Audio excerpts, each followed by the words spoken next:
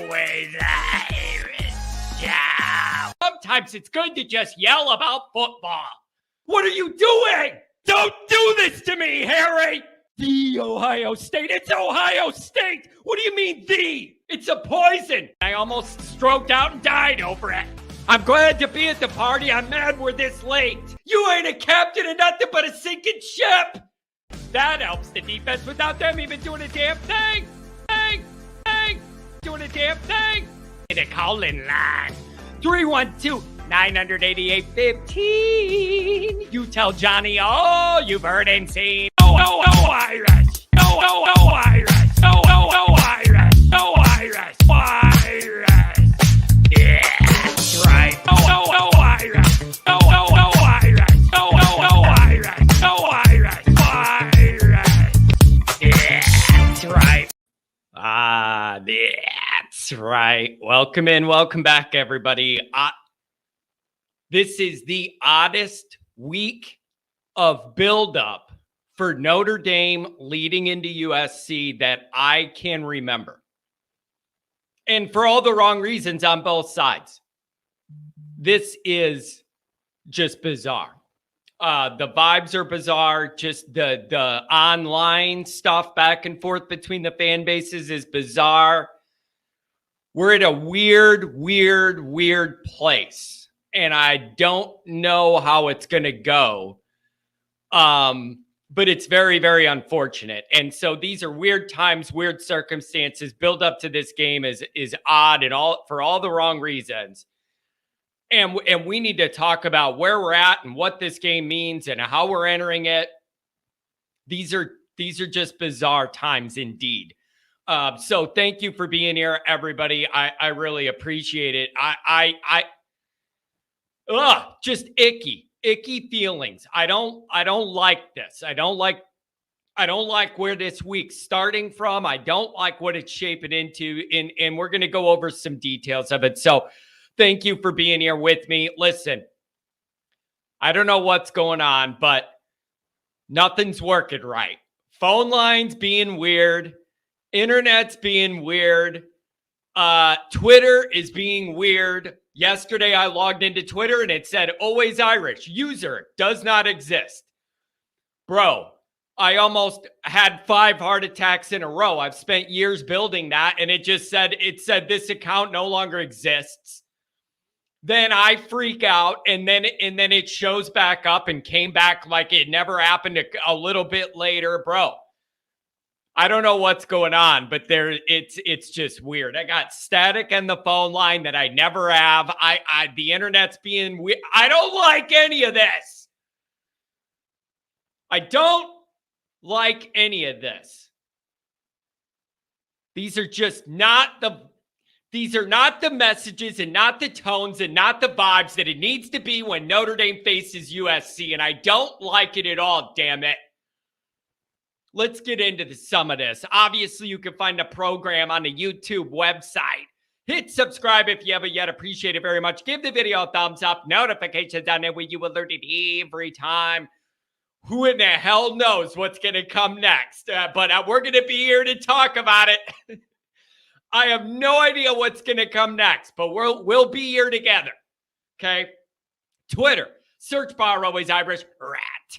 Always Irish Inc. If my account's there, if you're allowed to do anything with it, I don't even know, bro. Like, they're having problems too. Email alwaysirishnd@gmail.com. Audio only anywhere you want it. You can get it. The call-in lines 312-988-15. Listen,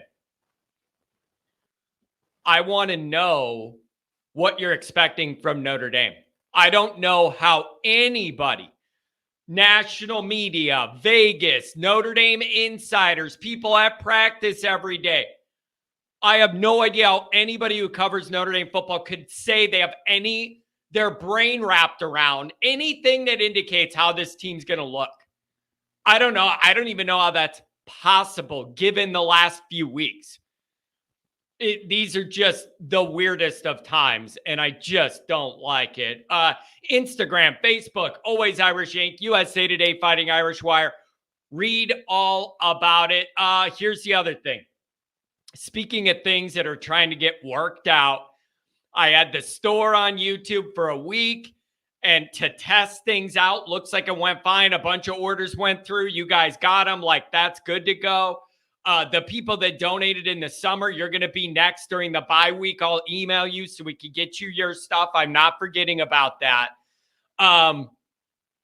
But there's some issues on the back end compatibility with the way I have it set up, going through YouTube, all this stuff. It's off of there now, so I could clean up some back end things to match with Google and YouTube to make it a smoother thing. Nothing's easy. Anyways, the link's still live, even though you don't see the shirts in YouTube and all that. The links are all live in the description and on Twitter and on my YouTube profile. And you can go there. But I'm telling you, nothing's easy when you're trying to get a bunch of stuff running. Okay. So let's go over a couple chats because some of them are right where I'm thinking. And then we'll give it to some of the callers. The other thing is, stay tuned. I may do a special pregame stream tomorrow, like the hour running into the game. Whatever, if it's 6:30 or 7:30 my time, whatever it is, it would be the hour running into the game. And it would have a special guest. And so I'm going to wrap that up today. But if you see me promoting a pregame stream tomorrow, I'm going to have a very special guest. There may even be a big announcement that goes with it. So we'll see if we can pull that together. But if we do, I hope you guys will consider joining us. Because it's some exciting stuff that a lot of people have been asking for. All right. We got a couple super chats. Let's get into them. $5 hour morning, John and Always Irish family. 4 questions this week. Can ND stop the run? Who knows? We're supposed to last year and got shredded by USC. Can ND tackle? Missed tackle, Central University. Is the O-line from the Ohio State game the norm or the outlier? I have no idea. Can Notre Dame score 5 TDs? Well, they've scored 6 in the last month. Like, bro, that's the calculation here. Oh, John, don't worry about it. USC's defense is bad. Yeah, I understand that. I have major questions of how much our offense can take advantage of that in its current state, bro. Are you kidding me? Give me a break. I know their defense is bad. Our offense is bad. I'm not confident they could score 6 or 7 touchdowns. They haven't done that in a month, the 3 weeks combined. Kidding me? Like, bro, I was the one earlier in the week saying I'm not making 2 losses, 3 and 4 and 5 for no damn reason. But at the same time, I don't care how bad USC's defense is. They got athletes out there, and the way we're doing things, I don't know what's going to happen. 5 TDs. They've had 6 in the last 3 weeks. So you do the math. I mean, give me a break. $2 holler from Rodney. Bumpa, rumba. I don't know, man. Tom Chris, $10 holler. What's up, John? Hoping for it. Good to see you guys at the tailgate a few weeks ago. Hoping for a pissed off ND team this week. Need to get back on track and move forward from the last few weeks, or this team will collapse. That's why this one's such a big damn deal right now. That's why this one is, you got to have it no matter what it looks like. Who, for every reason in the world, small picture, big picture, Freeman, the second half of the year, whatever it is, image protection, reputation protection, not wanting Marcus to be 0-2 against USC. Even if Notre Dame was undefeated entering this game, my talking point would be, it's not acceptable for you to be Notre Dame's coach and go 0-2 against USC to start your tenure when their guy was starting theirs the same time. You're on the same track. Even if Notre Dame was undefeated, I'd be going unacceptable. I can't have that. You can't lose this game and be 0-2 to them. You can't do it. What are you going to see? I have no idea.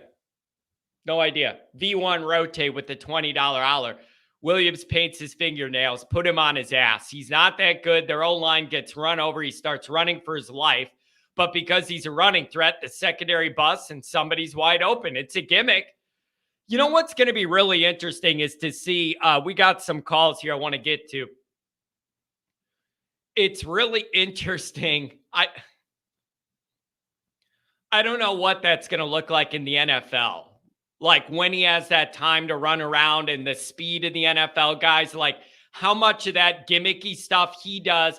Like, I'd like to know the percentage of USC plays that are run the way they're supposed to be run. And then the ones that he extends 20 seconds on, runs around and does circus tricks. And then there's somebody wide open down the field 40 yards later. Or he runs it for 15 yards, gets out of bounds, gets first, whatever. I don't know how that's going to translate or what that's going to look like, but it's going to be a problem for us. $20 hour from my lawyer in Michigan. This is a career crucial game for Freeman. If ND loses to USC, ND then loses to Clemson 2 and no contract extension, then the season's 8-4, worse, unbelievable. Listen, I've seen that contract extension thing pop up a few times this week in different ways. Thanks to all you guys for donating. A bunch of different ways.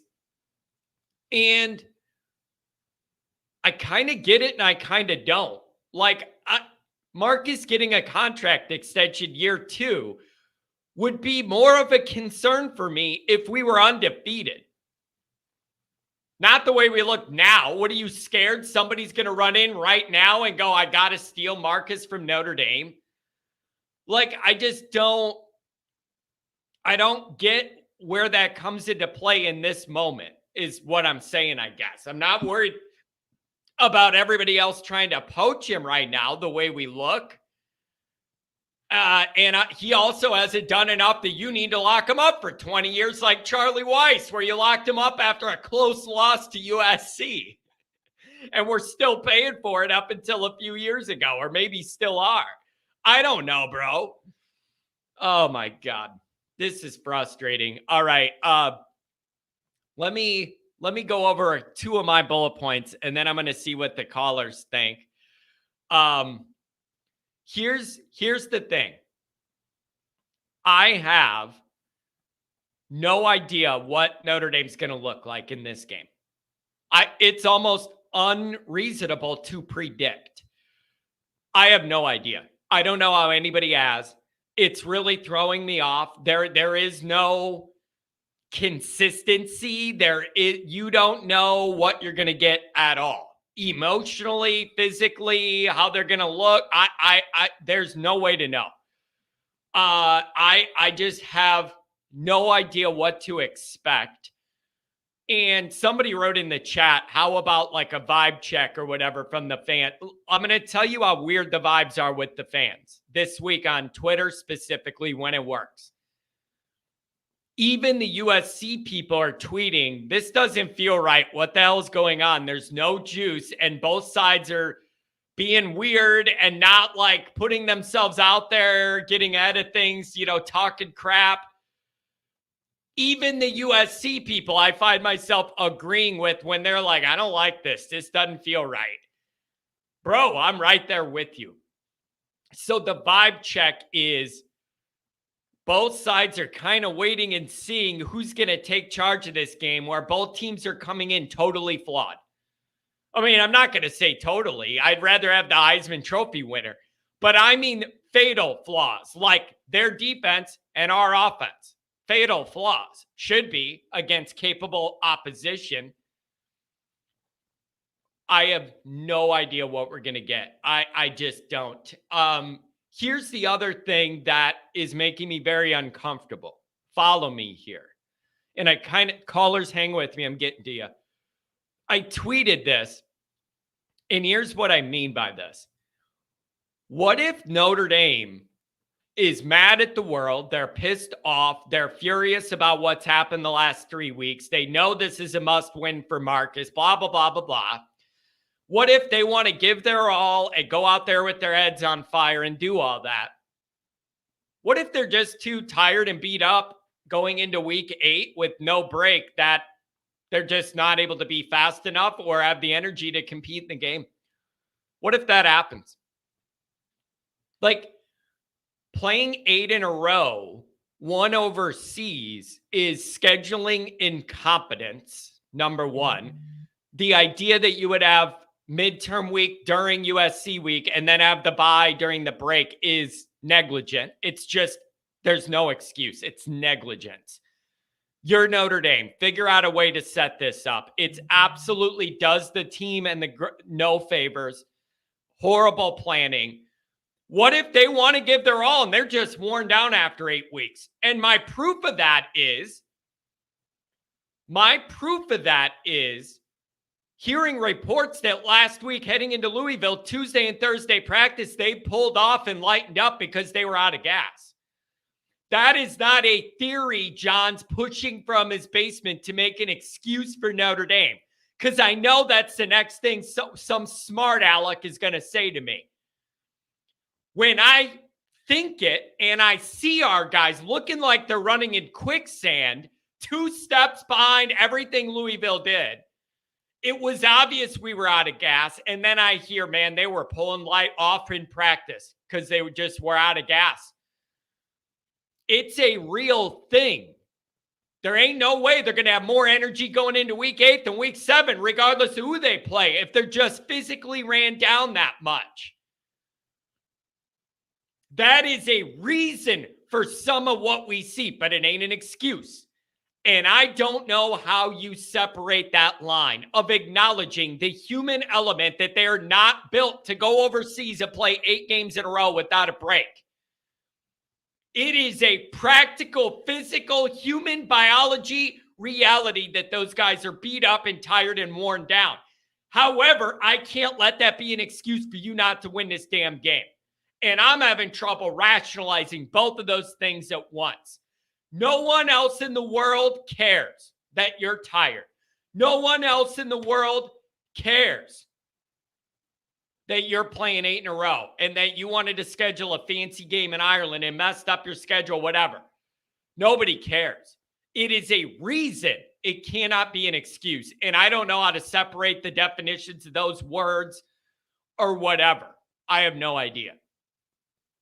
ND's going to rotate a lot being tired. Whatever. They did a lot of rotating last week, and it went from not good enough to worse. They rotated offensive line 80 times, and it went from already bad to blatantly worse. Go ahead and rotate, though. I don't know. So I don't know what we're going to get. Let's look at this. Holtz My Beer. That's a pretty good screen name, by the way.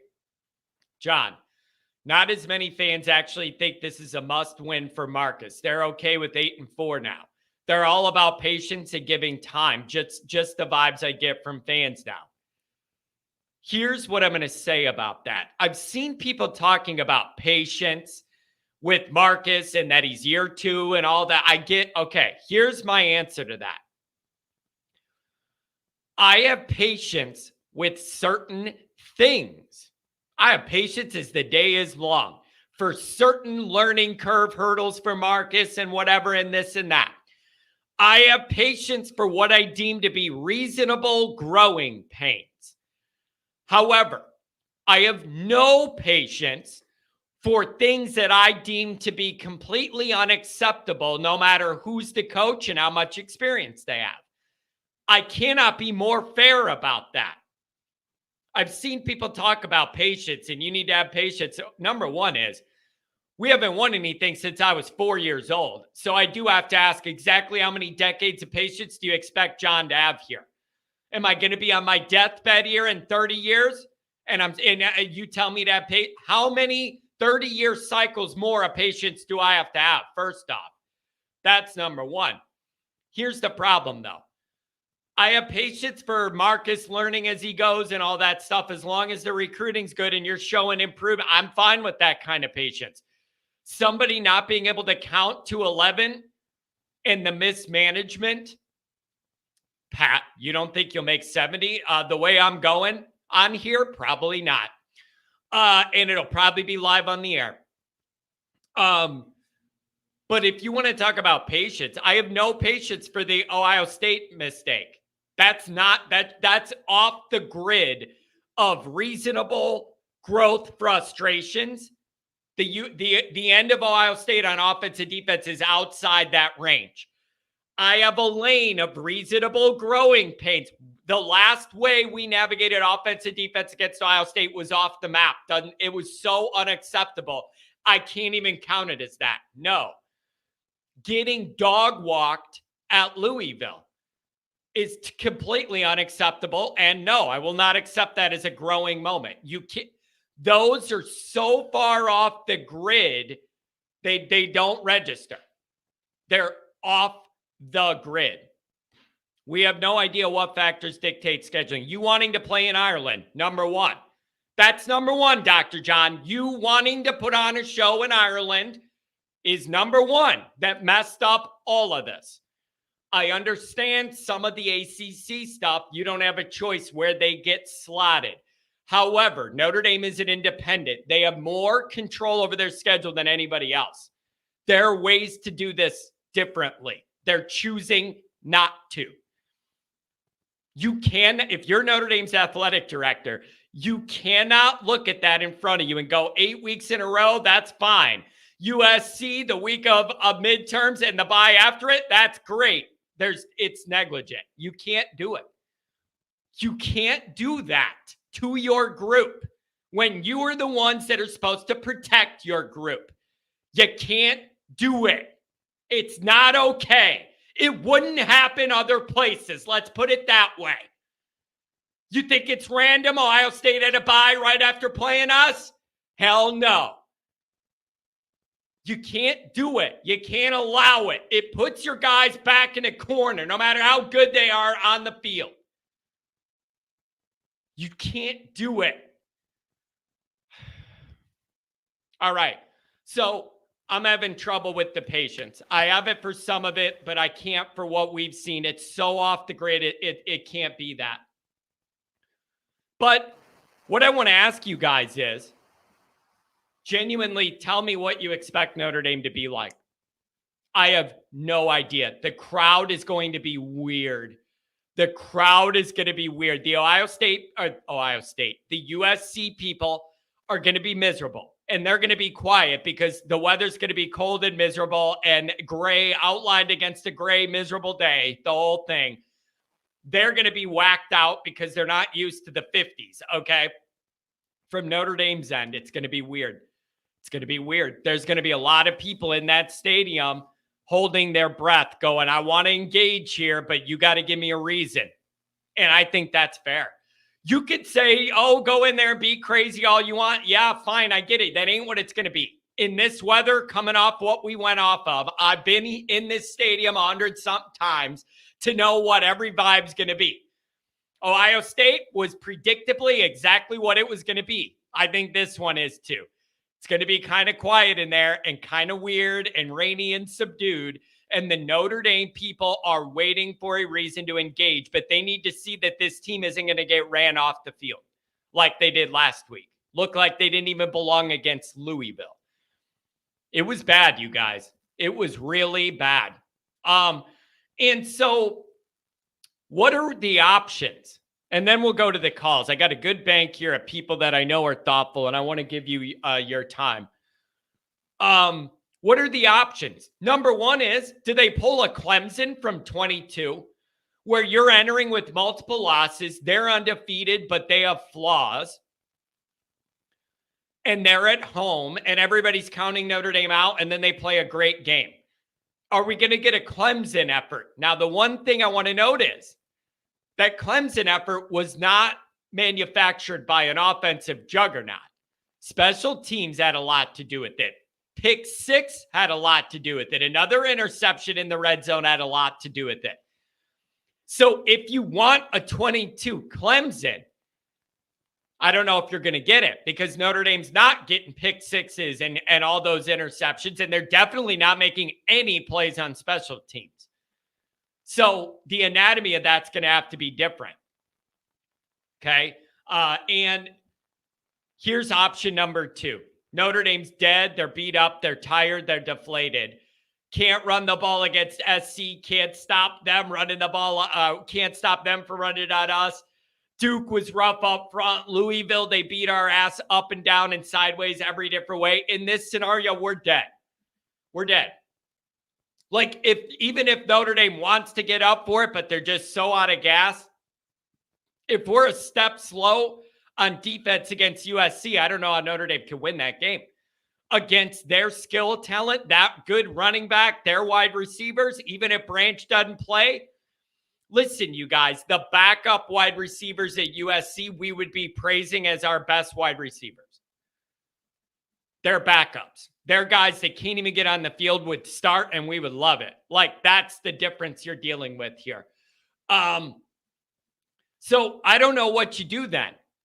I don't know what you're going to do then. If you're so worn out, it doesn't matter that you're fired up. You can't get it cranked up, bro. And then number 3, maybe some middle ground. Notre Dame's struggling. They're out of gas, but it's a rivalry game, and they push it. And I could see this. That defense grinds and fights to get off the field and chases Williams all over and all that. I could see them keeping us in it, trying to do it that way. The big question, SC's defense is bad. Can we truly take advantage, though? I got to see it to believe it, given the last few weeks and the lack of trust I have in pretty much everything right now. That's the other thing. After Marshall last year, I did an episode called Trust Has Been Broken. You did it again this year with this one. Trust has been broken. And I don't know what I could trust. I don't know what I can rely on. I have no idea. 1988, 9 games in a row before a bye. Yeah, that team had championship players. Like, isn't that my easiest answer to that? That team had championship. That team had legitimate championship winning talent that could overcome whatever they needed to. This one doesn't. Clearly. Oh, man.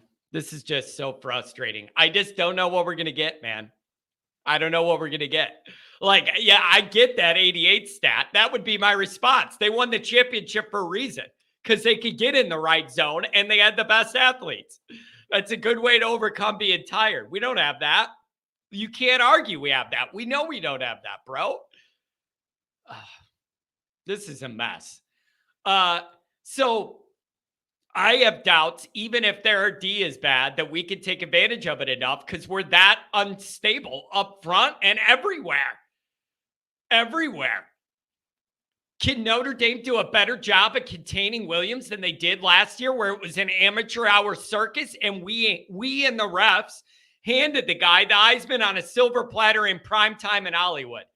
It was like a Hollywood made-for-TV movie where we're the ones getting dumped on, and it was all on us. Terrible. Can Notre Dame do a better job of containing him, or are you going to let him run around like last year? Notre Dame doesn't tackle well. That's the other issue. That's a big issue. We already don't tackle well, generally speaking. How's it going to be with that kid running around? The way last week went and the way this week's going, Notre Dame fans are not in the mood to watch 5 of our guys over pursue, get behind Williams, dive at his feet and miss him, and he's spinning around. Somebody's going to get open, you guys. I don't care how good you think our secondary is. You give that guy 8 seconds to run in a circle, he's going to find somebody. Can we do a better job with that? What about up front? Last year, leading into the game, all the Notre Dame media said, oh, Notre Dame's going to dominate this game up front, and that's how they're going to win. The opposite happened. USC dominated us on both lines. I can't handle it. Last year, they were supposed to be the finesse team, throw it around team. But if you're physical with them, you're going to beat them and all that. That didn't happen. They beat our ass. Are people serious that you're saying Jenkins just retired?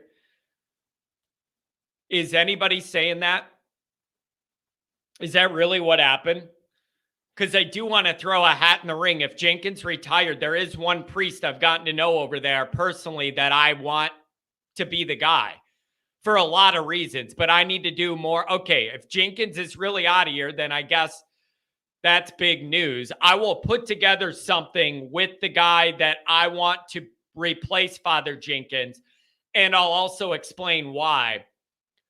But I want to be able to do that appropriately with all the information, and I don't have that right now. But there is a guy I want to replace Jenkins that is more modern thinking at Notre Dame, but also connected to everything they want to do. I'll get into that. I have an idea on that and a direction I want them to go. So I don't know what we're going to get here, you guys. Matt, take it easy, Matt. Don't be getting ahead of yourself here with anything. Take it easy.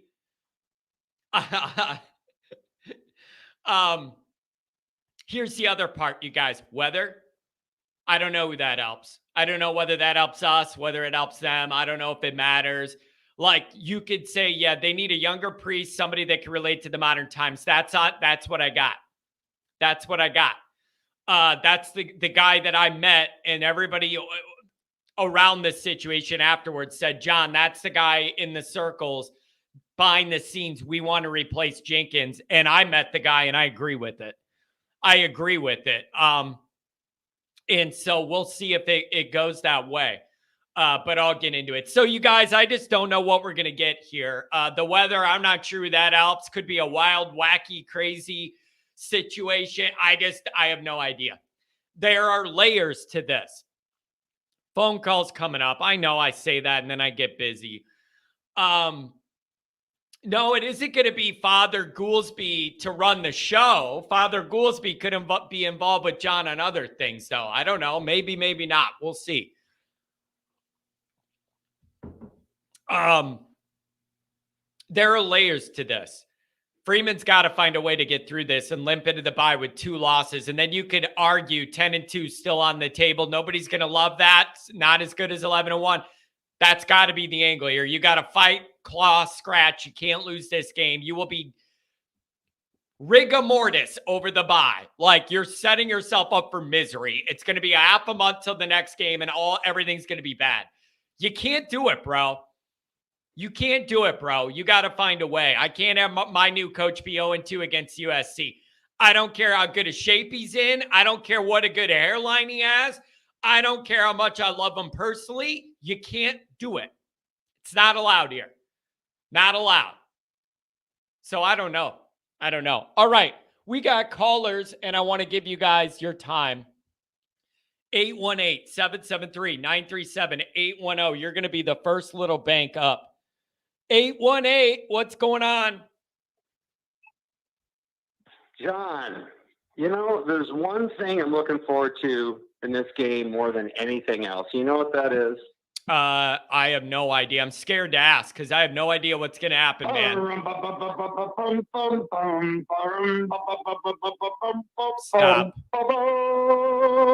Stop. It's so bad, God. Dude.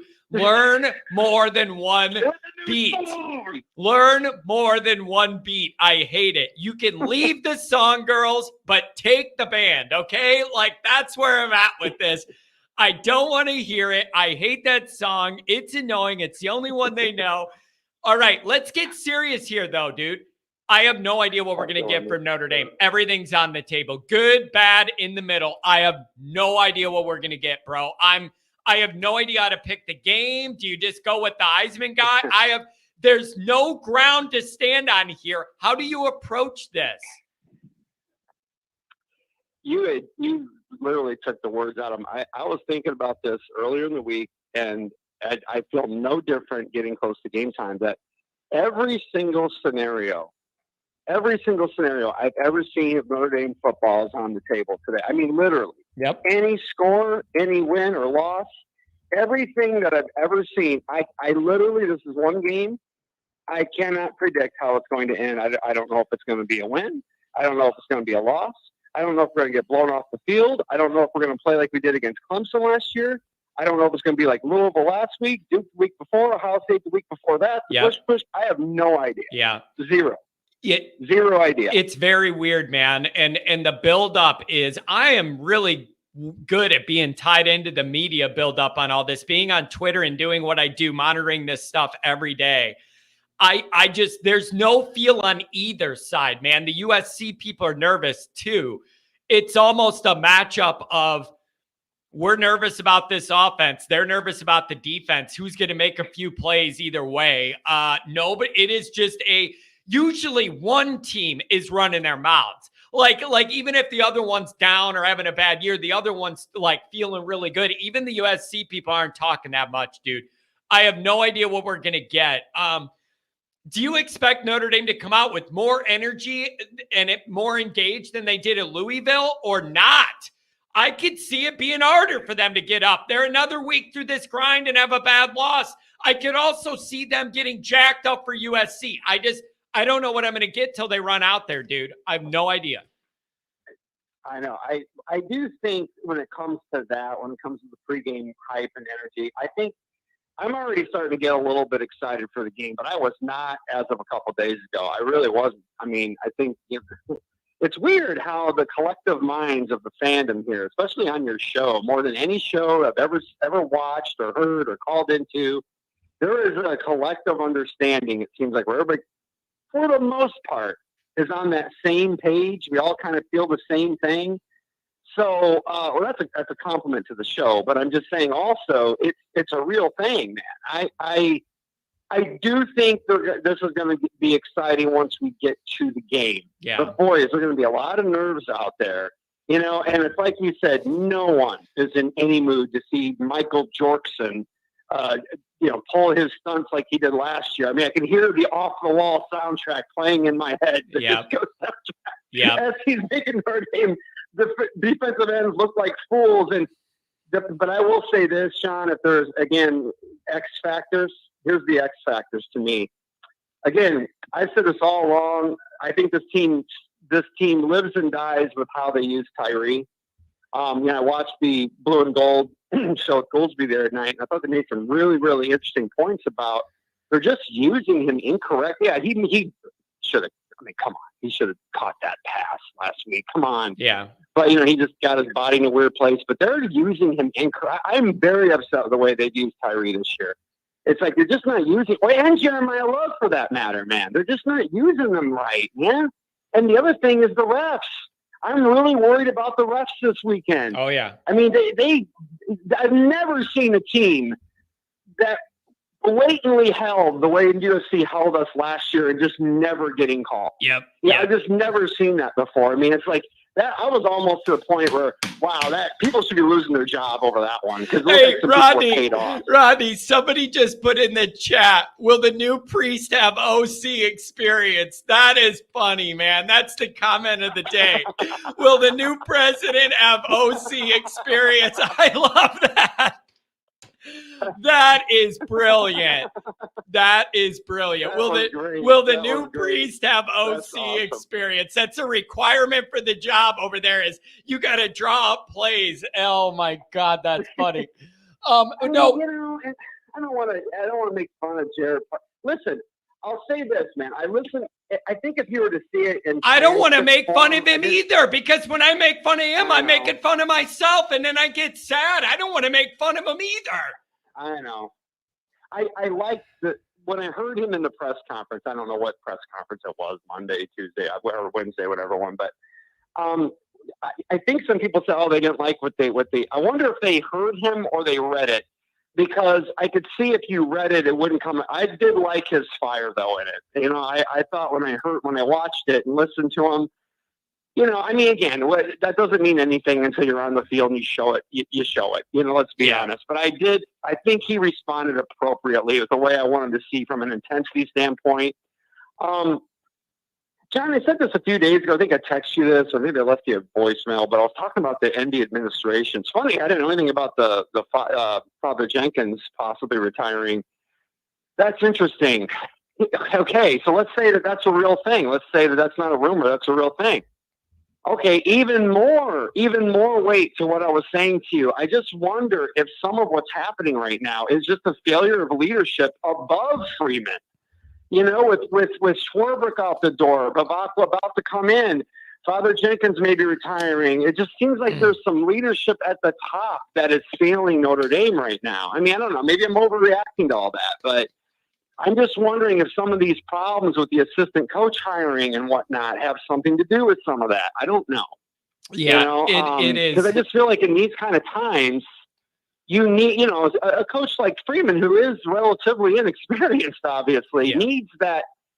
I mean, Lou could lean on Dick Rosenthal, you know, and Moose Krause for that matter, you know, who was retired at that point. But I don't know. Is there someone?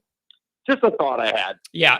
Here's the answer: is there are definitely things in the administration I could point to that run against the idea of putting football in the best position to be elite. However, nobody wants to hear about it. Whenever I bring those up now, it's going to be, John, you're making excuses for Freeman and you need to blame him. I'm having a very hard time being able to present I'm contributing factors and reasons why this is more of a struggle than it has to be. But then I'm going to be told, John, that's an excuse. You're making an excuse for your guy and you're blaming him, you know, all this stuff. I'm just saying there's a lot more they could do to put Notre Dame in a better position and have better percentage odds of having success than what we have. And that's just kind of the way I see it. This is how I look at it, John. This is how I look at it. Take another team, put them with the same schedule. Take another team we think is, you know, either on Notre Dame's level or even slightly above, and tell me that team comes out of those 4 games undefeated. And if they do, they don't come out of it unscathed. That's for sure. I mean, we've been making fun of Michigan's, like you said, high school schedule until they play Penn State and Ohio State, till the 3 of those teams play each other. But really, I mean, really, if they're so good and they're so big and bad, why don't they put themselves through that kind of gauntlet? Teams don't do it for a reason because it makes no sense. Yeah. Saban, look at the way Saban, I shouldn't say Saban, but, you know, he has a lot more pull over the Alabama program than probably, you know, other coaches have. Yeah. I'm sure he has a say in the schedule. Come on, man. People say, oh, you can't use it as an excuse. Okay, it's fine. But when I looked at that schedule preseason and I saw those 8 games in a row, I'm like, oh my God, we don't get a bye till after week 8? Yeah. And I didn't know Louisville was going to be good at that point. I didn't know Duke was going to be good at that point. Nobody wants to hear it, though. Nobody wants to hear it, though. If I had known that then, there's no way I would have predicted 11-1. I would never, if I'd known the level of the talent they're playing at that point. No way I would have predicted 11-1. Yeah. I would have said, hopefully 10-2. That's what I would have said. So hopefully now that we're the day before, do you have any idea how this might go in your gut? Or are you going in it just like I am going? I have no idea what we're going to see. I have no expectations, good, bad, or in the middle. They're too unpredictable. It's literally wait and see your adventure. Yeah. You have any idea on the way out? I'll give you the last word if you think you do. Notre Dame. Yeah. Can you see the future? There's one scenario that I would say, if there's one scenario, like I said, everything's on the table, but I think it's going to be wild. Okay, that's my prediction. I think the game's going to be wild. I think there's going to be weird things happening. Yeah, and you have weird weather. I think the weather being in the 30s definitely favors Notre Dame. Is it really going to get that cold? Wait a second. Is it really going to get that cold after dark? Well, I heard it's supposed to be wind chill of 31. That's what I heard. Dude, that is really cold. They're not going to like that at all, the USC people. They're going to be burning garbage. They're going to be. I don't think the 50s, the upper 40s matter, but I think if it feels like it's in the 30s, that could really be. They're going to be in the parking lot burning garbage barrels to stay warm again. I mean, it's unbelievable. Every year I go there, it's 55 degrees, and they act like they're in Siberia chopping through an ice wall or something. I don't get it. Listen, I'll take Notre Dame 30-24, man. That'll be my not really knowing what the hell's going to happen. I'll say Notre Dame 30, USC 24 in a wild one. There you go. Yeah, I have no idea what to expect, brother, but Notre Dame needs this win in the worst way for all of the wrong reasons. Hey, man, thank you. Thanks for the call. Have a good Friday. I'll be on later tonight, and then we'll go live tomorrow. Stay tuned. Yeah, I'll be in South Bend for the weekend, John. Go Irish. There you go. Bye. Go Irish. Have a good one. Hey, Notre Dame, we own you. Go Bucks. Dude, you got to come up with some creative stuff, man. Like, again, we did this last week. Trolling is an art. Trolling is an art. It's just like anything else. The best golfers, the best singers, the best guitar player, the best athletes. Trolling is an art, And the people that are best at it have it deep in them, man. You just have an angle to know how to troll. We've been getting some guys that just are not that good at it, bro. Like, you got to get more creative to raise my blood pressure than just going, Sam Hartman's no good. Ohio State owns you. Like, bro, I can't, that's not registering to me as that I have to get offended. It's just not. Get creative. Do something. Do something. Or you could make it sexual and you're banned. So then we solve that problem. See ya. Like, I don't know. I let the guy go. And then he turned it into something sexual and now you're gone. So, like, there you go. I guess he did get creative, but now you're out of here. Like, I can't let that go either. Can't we thread that needle? Oh, man. Renee, $5. Holler. Going to be close, but a fun one to watch in there. Onward, Notre Dame. I'm not sure it's going to be a fun one to watch at all. 0% am I thinking this is going to be fun to watch. None. We might even win it. It ain't going to be fun to watch. No. Notre Dame tackles poorly, and that quarterback clowned you last year running in. It all lines up to mean my airline's falling out, whether we win or not. Like, I get that their defense is bad. Is everybody grasping the scope of how bad our offense is? I don't care how bad their defense is. Notre Dame's offense is really bad, and the O-line is apparently an absolute mess.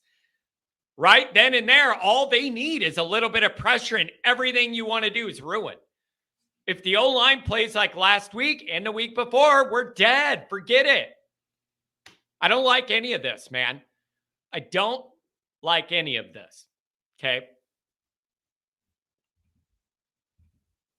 You get called a troll if you don't blow smoke about Freeman and say 7-5 is better than 10+ wins for 4 seasons. That's not the case at all. I let all of that stuff go. I have no problem with people questioning Freeman. I have been saying that that's perfectly fair since we've been playing poorly. And so that's just not true, but that's what you want to say to try and get me upset. That's what's happening. The second the Louisville game ended, the first thing I said on the postgame show is it is fair to question anything and everything and everyone about what's going on here. Crying belly, you're telling lies. 773, you're talking to me. What's going on, Tom? Well, John, I've been conspicuously quiet all week, and I have not. I choose to let this marinate in my brain and what's going on down there. Yeah, and my biggest takeaway from this whole disaster that's going on right now is that the University of Notre Dame's administration and their athletic department never seem to learn from history. We go all the way back to 4 when they hired Terry Brennan. 1953, Terry Brennan was coaching Mount Carmel High School in Chicago. Fast forward all the way through Joe the Pro Q Herrick and Hugh DeVore. They were not proper coaches. They hired Parsegian. Then in my first 16 years of life, I had Eric Parsegian and Dan Devine and 3 national champions and could have been 5. You know what I mean? Yeah. That's the standard that Notre Dame needs to get back to. And when you keep hiring ill-prepared head coaches at Notre Dame, this is going to be the result. I think Marcus Freeman is one hell of a guy. I think he's a class act. You don't hand the keys over of a brand new Mercedes to a 16-year-old kid and say, have at it, kid, and not expect the worst to happen. Now, wait. Now, there's, Tom, wait. There's levels to this. I could say if you did decide for all the extemporaneous reasons, personality, connection with the players, recruiting acumen, if you did decide that it was worth the risk to hire a guy this young, you need to support him everywhere else with exactly what he needs to be properly supported to help protect him from falling off a cliff or not having answers or running into a brick wall with things. And I don't think you had that happen enough. And the biggest example is Freeman wanted a guy with 48 years of experience as the OC, and Notre Dame would not allow it to happen because of the price tag. That is not supporting. If you're going to hire the young guy, you got to let him be supported. And I have a problem with that too. Well, there's no question. I mean, it's a much broader problem. I mean, you just go back and you look at the timeline when Brian Kelly jumped on the plane to go to LSU, and then Swarbrick and Jenkins and the athletic department and the administration are getting together and they're, what are we going to do? And then what was it? 6 days later, they hired Marcus Freeman. I mean, we deserve better than that as Notre Dame fans. So now, but Tom, here's the problem, though. I've been catching a lot of that heat. And everybody knows my affinity for Freeman's personality and work ethic and all that. I've not been shy about that. I can't backtrack on that now. All of that still applies. There's just way too many mistakes here that can't be being made. The issue is, Tom, even if everybody here agreed with you about that process or whatever, that doesn't do anything to help us now. Because he's here and he ain't going anywhere. So now you have different, like, if we want to acknowledge that, that's one thing, but that doesn't help us get through the rest of this year. How in the hell do you pull it together in the moment? I don't have an answer. Well, you know, and that's where, you know, the coaching staff really needs to pull together and say, okay, what usually happens in those situations is that the coaching staff gets together and they go right back to fundamentals. Let's do what we can. Let's do what we do best and continue to do it. That offensive line substitution and putting the 4 tight ends sometimes on the offensive line, you know, lining up 3 to 4. Come on, what are you doing? I don't think they have. They have no continuity on that coaching staff, and it's a disservice to the kids. Now, the other thing that I'm scared about, if they totally fall off the rails and end up with a horrendous season, what does this do to recruiting? Yeah. I mean, if I'm the father of a stud, a 4-star, 5-star blue chip athlete that really wants to go to Notre Dame, you got to look at the kid and say, okay, it's not a 5-year decision, it's a 50-year decision, because you're going to get educated. You're going to get a degree from Notre Dame. But the football side of it is the biggest part. That's why you're there. So you'd have to say to the kid, now you got to think long and hard about it, plus all the negative recruiting that's going to happen against Notre Dame, which always does. Yeah. These scumbags from Ohio State and others, all you Ohio State trolls out there, you know, they'll come in and they'll negatively recruit these kids to the bitter end. It's frightening. Yeah, it is. And and the other issue with that is all of these things weave in together, man. That's the problem. Think about it. It's like, okay, well, we're not going to the playoff now, even if we don't lose another game. That's out. And it's like, but at least Freeman, the recruiting's still going well. 24, you know, a bunch of those guys got bumps in the rankings and moved up, and there's momentum. You know, that's good and all that. But that's the issue, man, is if this thing flames out the bottom half here, then if that starts affecting the other part of it, then where does that leave Freeman? Because then you can't even lean on he's doing good at the best part he's good at anymore. Like, everything's linked together. And you got to pull it together, Tom. And even if we were undefeated, I'd be sitting here going, it's a must win, because I can't have Notre Dame's coach starting his tenure 0-2 against USC. Like, there's a lot riding on this game. It's just none of the shit we wanted it to be. No, it's not. And I never was under the illusion that this was going to be a super season. First of all, I wish Notre Dame would stop going to Ireland. I really do. I'm as Irish as Paddy's pig, and I get the whole reason why they go over there. But stop going to Ireland. Stay in the States, and going forward, I hope the new athletic director, Babakwa, has his thinking cap on, and they really look at how they put this schedule together this year. Yeah. Especially where midterms fell. It fell at the, last week, and it ran into this week. And whether people like it or not, it may be a lame excuse, but these kids still go to school. and that's what they're there for. Yeah. So I don't know what to say. I mean, it seems like there needs to be some big time leadership, come in and to do the right thing. So anyway, I got all my rain gear. I got all my warm gear. I'm going tomorrow. There you go. I'm still a Notre Dame fan. Nice. I like that. It's still my team. And they're still my team, come hell or high water. Yeah. And bring that rain gear, baby. Bring that rain gear, baby. All right. Let me ask you, Tom, on the way out. And let me ask you this on the way out, Tom. I would like to know, I know you watch a lot of film and a lot of breakdown. You're all over this stuff. What are a couple quick, easy things you would try and do to make the Notre Dame offense operate a little more smoothly? We're at a big inflection point, and they're really, really struggling to get any rhythm and anything going. What are just a couple very simple things you think they could do against USC, who has a very bad defense, to be able to gain momentum and string some rhythm together here? What are a couple things you think of? Well, right off the bat, I would go with a lot more two-back sets. Either get Jadanian Price in there with Estime, or put what's the other kid's name? Number 12. It escapes me. Love. Yeah, I'm sorry, Jeremiah Love.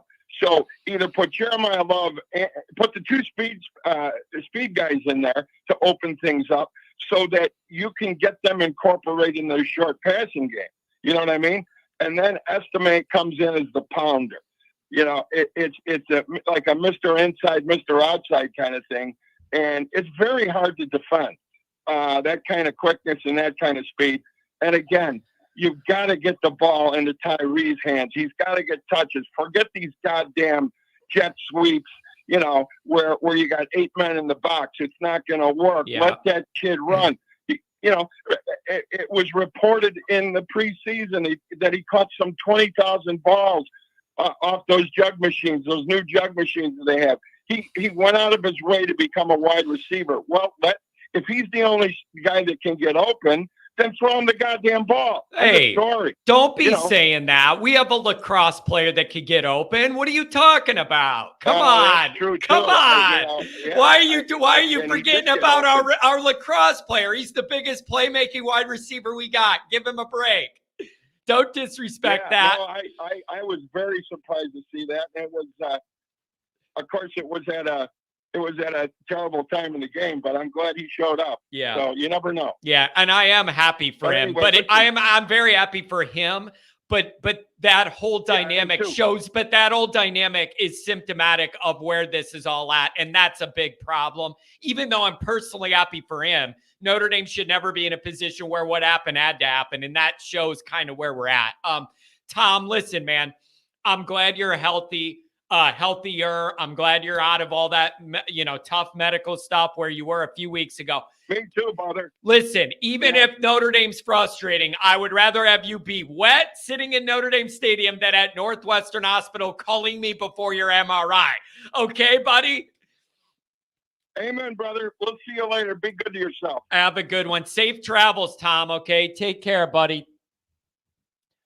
Man, what a nice guy. I love him when he calls. He gives you like a genuine ass breakdown of everything. And he's so genuine. I really like him. 10-man stand. John, you're such a dork. Yeah, no shit.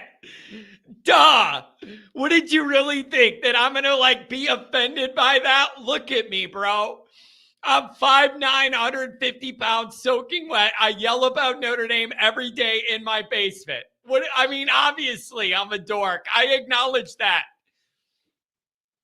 That does not offend me at all. Yes, you're right. I'm kind of a dork.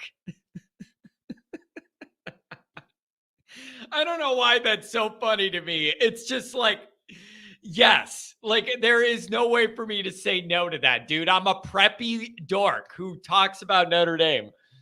You got me. You're right. 219, you're on the line. Adam, what's going on, buddy? Did you pack the rain gear or what? Oh, yeah, I got the rain gear. So we're going to be prepared. It kind of looks like on the future forecast that I have, though, that it's going to rain real heavy in the morning, and maybe closer to kickoff, the percentages go down a lot. Yeah, dude, Adam, I have no idea what we're going to get. I have absolutely no expectation. I'm not like, I expect to see Notre Dame do that. I have no idea. It is so awkward. I just have no idea what to expect from us or them. Where are you at on this? I have no idea. Hey, before we get to that, you might have covered this already because I've been on and off today. But how hilarious is it that Stinky 147, Yep, aka Brian Kelly's burner, they were right. They were right on everything. 100% right. Yep. On everything they were tweeting. Yep. And always Irish. So now wait a second. Let's update for all the people who don't get that.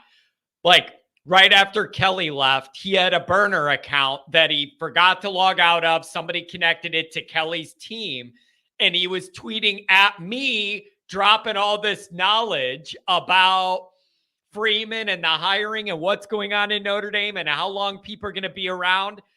All I'm saying is every prediction from those tweets that are linked to Brian Kelly to me came true. So that's what we're talking about. He predicted some of the Freeman stuff and how that would look and go and the support he wouldn't get. And then also with Jenkins. So I don't know what to make of it, but every prediction that guy made to me on Twitter a year and a half ago has come true. Every one. And Jack too. So it was, he predicted that Jack and Father Jenkins would be gone in 2 years, and that Freeman was a lazy hire. So if anybody didn't see it, it was on the McAfee show. So if you just Google the McAfee show, Brian Kelly's burner, it'll come up. It's hilarious. Yeah, it's so, dude, I don't know, man. This is these are wild times. I hate the week that this feels like the way this feels this week isn't good, dude. You want to be scaling up, emotions running high, confidence running high, excited, feeling like Notre Dame's ready to go. None of that exists, Adam. So you're driving to the game tomorrow morning early or in the middle of the day if it's a night game. What are your expectations, man? I have no idea. Call me crazy, but I got a feeling like we're going to come to play. Like we're going to be ready to play.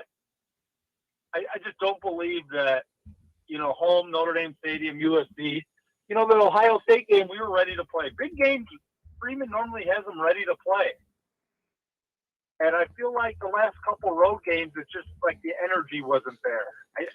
I feel like we're going to get a good performance, John. Okay, now wait.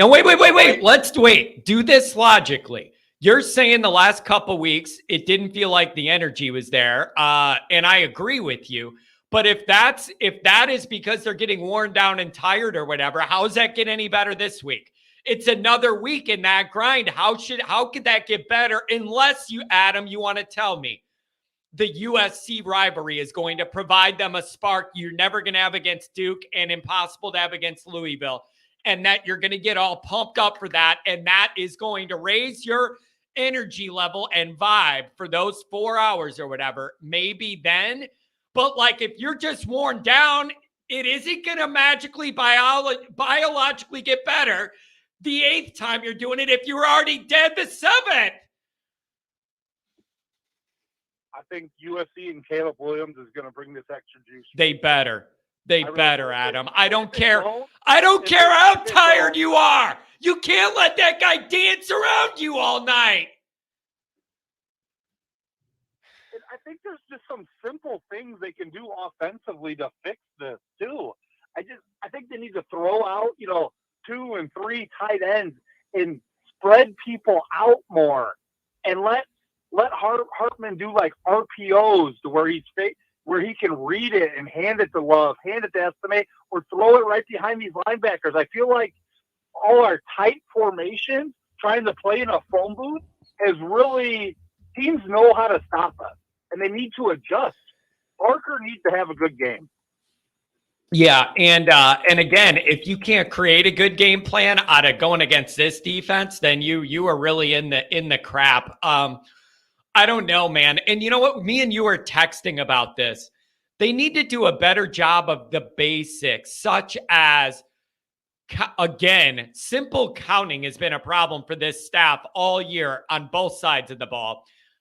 just count the numbers elements in the box and then run what makes the most sense. I just don't understand why that is so hard for them to do, to look at those numbers and check into something that gives you a higher percentage odds based on the number of guys in that area. I don't understand what they're looking at. I don't. And Adam Freeman saying, I want to be a O-line, D-line team. I am fine with that if that's your DNA, but you got to actually be it. That's the problem. If you're going to say that's what you are, fine, but you got to actually be it. You can't say it and not be it, and they ain't it. Yeah, but give your whole line a chance, too. Don't try to run the ball when they got 9 guys in there. Yeah. Give them a chance. Doesn't make Check sense. out those plays. Have some options. Doesn't make sense. And No, the other thing, Adam, is they're bad at tackling too. They are bad at angles on defense too. Like, they have those struggles as well. They don't contain on the edge. I need Notre Dame to see all this on the film and build out things to take advantage of it tomorrow night. I want Love and all Price and those guys. I want them involved in the short passing game and a little space and do this. Like, you need to come up with something new because the boring, predictable stuff you're doing is not working. No, you got to give Hartman options. You got to give him RPOs. That's what he was so good at Wake Forest, to where he can read the defense on whether he's going to hand it to the back or throw it right behind these linebackers or play action deep shots. Just lining up with 3 tight ends and trying to pound people isn't going to work. Everyone has got the plan how to stop us, to just load the box and make us beat them. So we got to start making some plays on the outside and in play action, in a quick pass game. I mean, if they're going to blitz the house, we need some quick passes. Yeah. To kind of lighten up the box. What's wrong with running the ball, being physical in the run game, but running it against, say, 6 or 7 guys instead of 9 when you got everyone all tight? That's my issue with the offense. Yeah, and I don't know, Adam, but it's going to be really interesting. I have no idea what we're going to get. I'm on the edge of my seat, just see the fight Notre Dame has in them. And I don't know, man. These are just really rough times. And if you play bad tomorrow night, it's going to be a long half of a month that everybody's going to be just miserable for. And it's going to be tough. But, hey, man, I want you to enjoy the game. I want you to be safe. Travel safe and be loud. I'll look for you on TV. I know where you're sitting. Yeah, maybe you can see me again on TV. Yep, you'll be right there behind the team freaking out. I know where to look. Hey, Right, John, front row I'll seat for the Song Girls. That's you're going to be by the Song Girls. Have a good one, Adam. Oh, man. 385, then I'm going to go 646, and then we have a bunch more after that, too. 385, what's going on? Thanks for the donation today. John, of course, man. I love the hell out of your show. You're the fucking man, bro. Oh, I appreciate that. Thank you. I could have done without that first part, but I understand your excitement level. Thank you very much for that, man. Hey, listen, nobody has any idea what we're going to get out of Notre Dame. I have no idea what to expect. It's causing me a lot of anxiety. What do you think we're going to see here? You know what? I really do think, hey, first of all, guess what, man? I bought some tickets to Wake Forest. I'm going to be there to watch the Wake Forest game live. My first ever game at Notre Dame Stadium, watching the Irish. Oh, man, that's going to be awesome. The only thing is the weather's going to be iffy, so you better just be prepared for that at that time of the year. It isn't going to be no early fall 72-degree day, buddy. That's the only problem going to a game that late. So I know, like I tell you, I live in Utah, so I'm used to the bad weather. It's been raining here for the last 2 days, 32 degrees, so I'll be prepared for it. But here's the reason I tell you that, to answer your question. I talked to the salesman dude because, like I said, I went there 3 times in the last winter to watch the girls play, because me and my daughter are big girls basketball fans too, right? Because we love the Irish. And I asked him, how's the morale on campus? Hey, man, we're pumped. He goes, we're hyped. Regardless of what everybody's saying, he goes, I see it. I said, because I go on these chat lines, man. I see everybody criticizing. I said, how is the morale? He goes, hey, man, we're ready. We're excited for USC to be here. I'm excited to watch the game. That's what I meant on the super chat was I'm excited to watch the game because I honestly think, man, that we're not going to have 3 bad games in a row. And if it is a bad game, I think us being at home, we might just have the advantage because we're at home. You know what I mean? Yeah. I think, like what you said, I think the weather's going to play a factor with USC. They do got a stud in a quarterback. You know, they do got a stud in a coach as well with Lincoln Riley. You know, but I do think that we have the home field advantage. I mean, we had that much better athletes than Louisville, right? But I mean, our guys are tired. They've been traveling, you know, and their crowd was a deciding factor, I would say, you know, and the boys did look like a little bit like, you know, like they were still walking in the clouds. Yeah. But I really do think, man, we're gonna come up on top, John. I'm not gonna say it's gonna be. I think it's gonna be close. I think it's gonna be close. Yeah. And now I'm what hopeful, man. but I'm dude, hopeful, I John. gotta, okay. So if you're saying that we've looked tired the last couple of weeks, which is a fact, in my opinion, I don't think anybody could deny we've looked exhausted. How are they going to gain energy doing this 8 times in a row instead of 7? That's the problem with that I have. Unless you sell me, they're buying into USC as this being huge, and that's going to fuel them deep inside, and they're going to be going after it because of that. If you want to tell me that, fine, and then I'll say I got to see it to believe it based on what I've seen. But that's the tough part, man. If you're saying they were tired the last 2 weeks, how are they magically not going to be tired adding another week onto it? Well, I think because they're at home.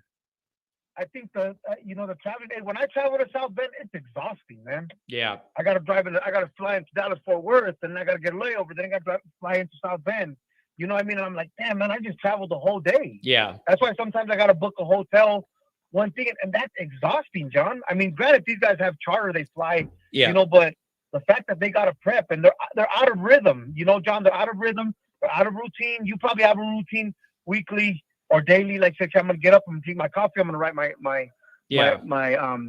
new, you know, I'm gonna write my column. I'm gonna feed my dogs, whatever else that you got going on. You know what I mean? The boys are in rhythm. They're at home. We've seen that against Ohio State. Like we did. We've seen how they had the upper hand. Like I said, 10 men on the field, you know, didn't help us. But we've seen against Ohio State, their energy, how excited they were, what they brought. You know, then they had to go into a hostile environment with Duke. Then they had to go into another one with Louisville. Yeah. Nope. Hey, man, you're right. I need them to come out with a different energy. You know what it would merely make me happy is what if we just saw some new looking things on offense, man? Like, I know the defense is going to make mistakes, but I know they're at least going to like run at it and go after it and see what happens. That offense, I would really like to see just some new wrinkles to show that they do acknowledge, no matter what they say in a press conference, they do acknowledge that they have issues there and they need to get more creative. Just give me some new stuff, man. I need to see it because what you're trying to do, you're not good at. Give me some new stuff. Yeah. And you know what John said, or the gentleman that was, I think, 2 callers ago, the older guy that he was blessed enough to be a teenager during the greatest, you know, era basically of Notre Dame football. Yeah. Arcegi and Dan Devine and all those guys. You know, give 2 back looks. Hey, me and you talked back in the spring about Jeremiah Love and Jerome Payne, you know, and yeah, give those 2 back sets. Hit something different, of course. I agree with you. You know, throw some pitches on the outside. Let them speedsters get out there. I agree with you, but I do think that look, man, I'm gonna be honest. I love Freeman. I do, man. Could we consider it a lazy hire? Yeah, man. But them boys, they'll go to war for that dude, man. And you can tell, you know, and I think that's going to be the deciding factor here. Another thing. Well, wait a second. What did they sit? Hey, wait. Did they sit Vietnam out last week or what? I didn't see the fight that I needed to see. Last week was that moment. Where was it? You don't get to take a week off in a war. You don't get to take a week off in a battle. No, you don't. You're well, right. What the hell, man? We looked like we didn't want to win that game as much as they did, and I can't handle that. Hey, I can't handle it either. I stand corrected. But like I said, even Warriors get tired, man. That's why they got reinforcements, right? That's a good point. That's actually a really good point. That's a good point. We're suffering. We're suffering from dog shit tenure that we did, right? That you said it yourself. We're suffering from Kelly stuff, regardless and people can say whatever they want. You know, I love your show because I hear people dissecting and this and that. Hey, man, Mike Tyson said it best. Everybody's got a fight plan till you get punched in the face. Yeah. Yep. You know, Mike Yeah. Tyson said, but everybody's got a fight plan till you get punched in the face. Apparently, football's a little different. I agree. But here's the thing. Even warriors need reinforcements, man, right? Even our soldiers, you know, get tired. But here's the thing. Here's the thing what I say. You said something earlier about a 4-season, 10 wins in a row. Pity-pat ass schedule season. Come on, John. Pity-pat ass schedule season. That was pre-portal transfer season. Now you look at Lincoln Riley. Look at Deion Sanders. Look at what all the other teams are doing with the transfer portal. Okay, so Brian Kelly and his pity pat ass seasons. I hate that guy, and I don't like saying that, man, because he ruined my Notre Dame. All those great players he had. He was no reason he should have ever lost a BCS, a CFP, and he never won a big bowl. Like that was all pre-portal college football. And you know what? Let me tell you. No, it's the truth. It's the truth, John. Those 10-win seasons were all pre-portal college football. Yeah. Florida State, Marshall put a good team together last year. Portal college football. Now everybody wants to rip Marcus Freeman and not give him a chance and bring in who? You know what? Honestly, I always thought that Notre Dame would go after Tony Dungy. I always thought they would. He was in for Indianapolis. He's big on the faith. He's class act. I always thought that Notre Dame would go after Tony Dungy. You know, but I am so sick of hearing Irish fans. Freeman's not the guy. Freeman's not the guy. How do you know? He's a season and a half in. Yeah, that's the tough He's part. recruiting better than Kelly. He's recruiting better than Kelly was. He embraces the culture at Notre Dame.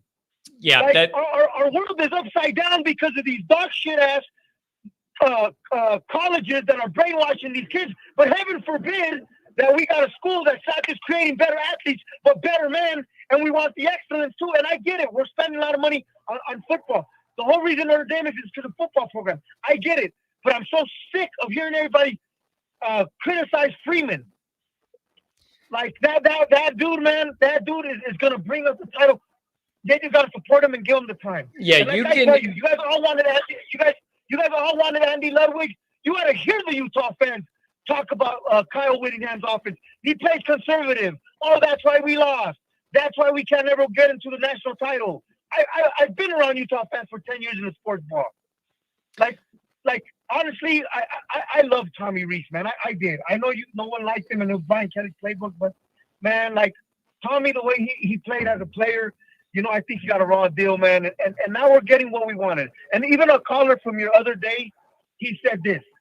And I'm sorry, John, I didn't mean to get heated, man, but I'm so sick of hearing about the criticism on Freeman. He's a season and a half in on pity pat ass sketch. Yeah, well, he had to do 10 with pre-portal college football. Pre-portal, yeah, John. man. And USC has told us that USC last year bringing Caleb Williams and Lincoln Riley and building a team in one season is proof of how that college portal is working now. You know what I mean? So we can't just be like, he got handed a 4-10-win season. When did you win a big bowl? What big game did you win? When? 10 years. When? Never.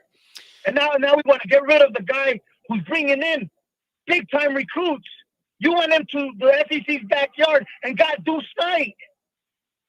Like, really? Yeah, if you're... John, I'm sorry. It's okay, man. I'm sorry, bro. I've been nice every other call, man. I love the Irish fan base. I do, man.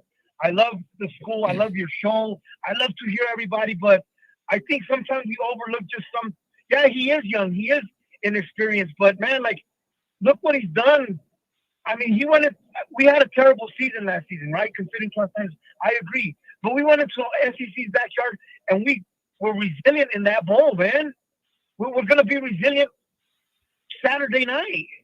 Man, hey, listen, man. I like the energy and I like the intensity, and I hope you're right, man. I like your passion. And I hope Notre Dame shows up in the way you're talking about. Notre Dame USC is a special thing, and even though the circumstances aren't great, Those guys got to show up and be ready to play. Hey, buddy, I'll be live later on tonight. We're going tomorrow too, so dial it up again. Yeah, John. Hey, John, I'm sorry I got a little heated, man. That's out of my character. Thank you for your show. Thank you to all the fans. I said no disrespect, all love. Go Irish. I think at the end it's going to be a close one, but hoping we'll pull it out being at home. There you all right, go. John, Thanks, buddy. Have a good one. I'm telling you, dude, that dude is, I'm almost scared to say it, but that dude's almost at my level as far as like unpredictability and like cranking the emotion on the call. Here's where I'm at. And I kind of referenced this earlier. Hey, Bob Kelly said, I'm on the hold 770. Bro, there is no 770 on here. So maybe I didn't get to you and you had to drop off or some, but by the time I got to that chat, I don't have a 770. If I do again, I'll get you right up. Or you could be first next time or on a post-game show. There's a bunch of different ways we could do it. I get the Freeman stuff. It's just, again, I go back to what I said earlier in the year. There are certain things that I have patience for a learning curve for. There are other things that I don't. Now, the end of the Ohio State game on both sides of the ball, no. I have no patience for that. That was incompetence way beyond just learning. No. Unacceptable. Totally no showing and having no plan against Louisville and having no pivot and no anything, no answers, no nothing. That's more than just learning curve, bro. Something's wrong. You don't show up like that and tell me you have things together. I can't do that. And it's just rough, bro. 646, you're in the mix. Good morning from Florida. Yeah, you are in Florida. I forgot where you were from, bro. What's going on down there? Nothing much, man. Nothing much. Just wanna, how I do. I feel like I'm gonna be a real letdown on this call following the last guy. Hey, But, Bruce. what can I do? Bruce, I appreciate the level-headed nature with which you disseminate information here because I need to be balanced out with that calm sometimes. Bruce, very weird week. The vibes are off. Neither fan base seems extremely confident in what they're going to see from their boys. I have no idea what we're going to get, Bruce. I can't trust anything. They don't have bread and butter things I know they could bring every week. I have no idea what we're going to get, and it is a huge moment for Freeman and this year, and I have no expectations. I have no idea what we're going to get. There's nothing I can rely on. I have no idea. Yeah, I totally get that, and I feel the same way. So a couple of notes I got in mind. So the last caller, did he say that this week was going to be his first trip to Notre Dame or his first Notre Dame football game? Something like that, right? Yeah. Yeah, so I just wanted to, if he's still listening, man, I took my first trip up there last year. I met John at the Stanford game. I don't want to think about the game itself, but the experience was absolutely incredible. Beautiful campus, and just if you need to, get with John on the side and he'll tell you everything you need to see, and it's just for a Notre Dame fan, it's so incredible. So hey, best of luck. Enjoy your trip up there. So another thing he mentioned was the transfer portal, and I totally get where he's coming from, except for the fact that Notre Dame, due to its academics, can't use the transfer portal the way these other schools can. That's why most of Notre Dame's transfers are grad transfers. If not, they're from schools like Northwestern. We saw a few years ago. He plays with the Chargers now. I can't remember his name, but Aloy Gilman, he came from Navy. So it's got to be a school with comparable, academic standards. Can I give you something on that that's kind of been floating around in the in-tuned, the people paying close attention? Where was it? Pete Sampson, one of those guys, maybe The Athletic. They were saying it's BS that Notre Dame football is operating where those grads have to be grad transfers pretty much almost exclusively. But if you look at what Shrewsbury's doing, they're filling out their team with undergrad transfers in basketball because they need it. because of numbers, and they're letting them do it for basketball. And so those guys are saying that excuse can't apply. How can you let basketball go after undergrads and then tell Marcus he can't? So that's what those guys were saying. And I don't do the basketball thing. Basketball is not my specialty. But they're saying, we know for a fact Shrewsbury's filling up those numbers with undergrad transfers for basketball. You're telling me you can't do a handful of them for Marcus? So I don't know. That's interesting. I don't know. I guess I'm gonna have to dig into that one. Me too. So yeah, getting into the game itself, I definitely want to see. We know that I think USC is nationally ranked in the 60s against the run. So this should be something that Notre Dame should be able to exploit. They absolutely have to be, and I know you hate this, they have to be O-line you against USC. Hold on. If they could be that against Ohio State, they can do it against USC. But the difference is you need smarter run calls if you're Gerard Parker. You don't need to try and run underestimate laterally. That's not going to work. You need to make smarter run calls, and also you need pre-snap motion to help move the linebackers. That way you get your front five guys on the offensive line that are in great one-on-one situations, and you don't have guys blitzing those gaps and shutting down the run the way Louisville did and to some extent Duke did. I'm sorry. So you need smarter run calls, and I don't know why Notre Dame seems to abhor pre-snap motion so much. It reveals a lot about what the defense is doing and what type of what type of coverage they're using. So that helps Hartman, that helps the run. So there's that. Another note, Notre Dame has the number 3 pass defense in the nation. USC has the number 3 pass offense in the nation. So that may end up being a rub. That's, if we can play to our capability there, that'll be a rub. Big thing. Offensively, I think Chris Tyree needs more targets. You gotta get the ball to him. And I've also noticed Rico Flores and Sam Hartman have really gained a chemistry over the last few games. I kind of like it, especially the fact that he's a true freshman and making quality plays. I think Mitchell Evans and Holden Stays. This is tight end U, right? They need 6 targets each. Yeah. We see Mitchell Evans he can be a difference maker. And again, USC is not a great defensive Bruce, team. They tackle as poorly as we do. Yes. I'm all about, listen, the wide receiver room is not in a good place. Okay. Even if this group was fully healthy, they're not where you want to be with experience and proven capability and a guy with the game on the line, you know who to go to. And we don't have any of the stuff you would ideally have in the wide receiver room. We know that. Now they're also banged up and having these issues. I want to see Notre Dame maximize what else they have. Multiple tight ends could be weapons for you if you target them. All of those backs could be more weapons in the short passing game if you wanted to do it. Have multiple of them out there at the same time. I get that there's not ideal circumstances with the wide receivers. That's why you need to scheme up shit for everybody else you feel better about. I need to see them try and pivot, man. No, I'm with you. I'm with you. Some creativity. I've heard you talk about this on multiple occasions on your show, and definitely some creativity in the way schematically, offensively, in the run and pass game. Bruce, let me give you an example, man. Their defensive ends are the most athletic guys on their defense that actually can cause havoc if you have a bad offensive line situation. Those guys are going to be coming at us because they know they're going to have to go for it because their defense is bad. Why can't I see a couple of these little screens where they're coming at us? You dump it to Love, and you got a block or two, and then you let that guy's God-given gifts do the rest. I am an idiot. I am an idiot in my basement that doesn't know anything about X's and O's, and I'm going, that seems like a good idea. Why don't we ever see it?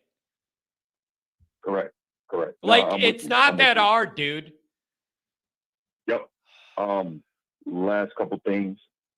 Defensively, I heard you mention it earlier, and I still have nightmares about it. Caleb made Notre Dame look stupid in front of the entire country last year and literally won a Heisman after that game. And so this year, you have to be disciplined against him with the pass rush. So I say, don't let him beat you with the scramble drill. Even if he breaks contain, just keep a spy on him. Even if he picks up 8 or 10 yards, that's better than him rolling out running around, breaking 10 tackles, and then throwing it downfield for 40 yards. You're right. Like, we can't have that. So don't let them beat you with the scramble drill. Stay disciplined and keep a spy on him. And I think that spy probably could be Leofow. Not the greatest tackler, but probably the fastest and most athletic of Notre Dame's linebackers. Yeah. And that's kind of my plan. And of course, you can't miss field goals on special teams, but hopefully we'll be getting touchdowns so we won't be relying on field goals. But in the event that it's field goals, you got to make those. So those are my thoughts on this game. Bruce, and I'm telling you, the way that USC can score so fast, I don't like threes, man. I mean, that makes me nervous. You're losing, man. Those are losing drives if you're putting up 3 against USC. As bad as their offense is, or as bad as their defense is, and as good as their offense is, man, threes are killers. And listen, Notre Dame's had 6 touchdowns in like the last month. So I don't know who's expecting a 6-touchdown performance next week. I got to see it to believe it, bro. I got to see it to believe it. So, John, let me give you something that may lift your spirits a little bit. Colorado was one of the worst rushing teams in the country, and they ran it for, I want to say, $180, $190 on USC. They ran successfully. They don't have the offensive line deep up front that we do. They don't have, the running backs that we do. They have some athletic guys. And I think, as a matter of fact, one of their freshman running backs was supposed to be with Notre Dame this year, but that's another story.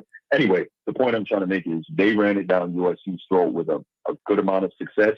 I don't see why Notre Dame can't do that. How about doing it for 1.6 yards a carry and 44 yards total against Louisville? Like, if you want a reason why Notre Dame can't do it, I'll point to you to last week when against Louisville, you ran it for 44 yards all night in prime time with your playoff hopes on the line. Like, there's a reason. There's a reason. Right back to Ohio State where Notre Dame ran for over 170. I point you back to that. Notre Dame can be O-line youth. They just have to do it. But I guess, but Bruce, but what would be more likely to be a continuation though? What I saw 3 weeks ago or what I saw last week? Like, do you get what I'm saying? Like, it's harder for me to think we're going to get the Ohio State performance because what I've seen since then has been trending away. It's hard for me to just look at that independently and go, maybe we'll get what we got a month ago. Like, I don't look at it that way. Like, they're a mess. I don't know. Bruce, everything's getting twisted. John, I don't like it. So here's one of the things, John. Remember I mentioned some creativity and calling the right run play, right? Part of that horrible running effort against Louisville is allowing those linebackers to shoot the gap, right? And also calling like lateral run plays with Estime. That's not smart. Yeah. Right. And that was the other thing I forgot to mention. Estime needs 20 plus carries. We need to get him lathered up. We need him landing those body blows after body blows so that he can break them later in the game when they're too tired and too worn out to tackle anymore. That stuff has to happen. If you're going to be O-line you and you're going to commit to it, that's fine. Yeah. But do it the right way. Yeah. No, that's a good point too. In the running back room, that's a good point too. That's a fair point. In the running back room and you want to use those guys, and that's cool. That's cool. I have no problem with that. But do it the right way.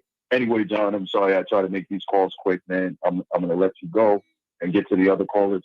Go Irish, and thanks for the time. Hey, man, I really appreciate you touching in down there from Florida. Everybody, thanks a lot, Bruce. Enjoy the game and your lovely family. Tell them I said hi. Bruce, the Format Podcast, Jacksonville covers a lot of different sports, Notre Dame, NBA, NFL, all that. Check him out. Good guy.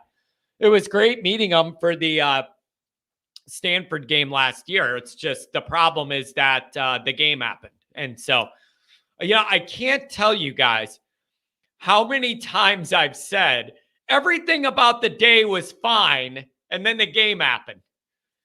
You know how many times in my life I've said, wow, what a great buildup, and then the game started and everything came crashing down? Oh, man, that's rough. 810, where do you want to go? Johnny, how you doing? I'm wound a little tight. And I know I'm normally wound tight, but I'm wound a little more tight. It's just a stressful time, man. Nobody's in a good mental space here. Hey, Nobody. Did anyone say being a Notre Dame fan was anything but stressful? Oh man, and you know what else too? It's unique. Like I understand we're not the only fan base nervous of how their team's going to look and then upset after a loss. But I am saying there's something unique about the pain Notre Dame football inflicts.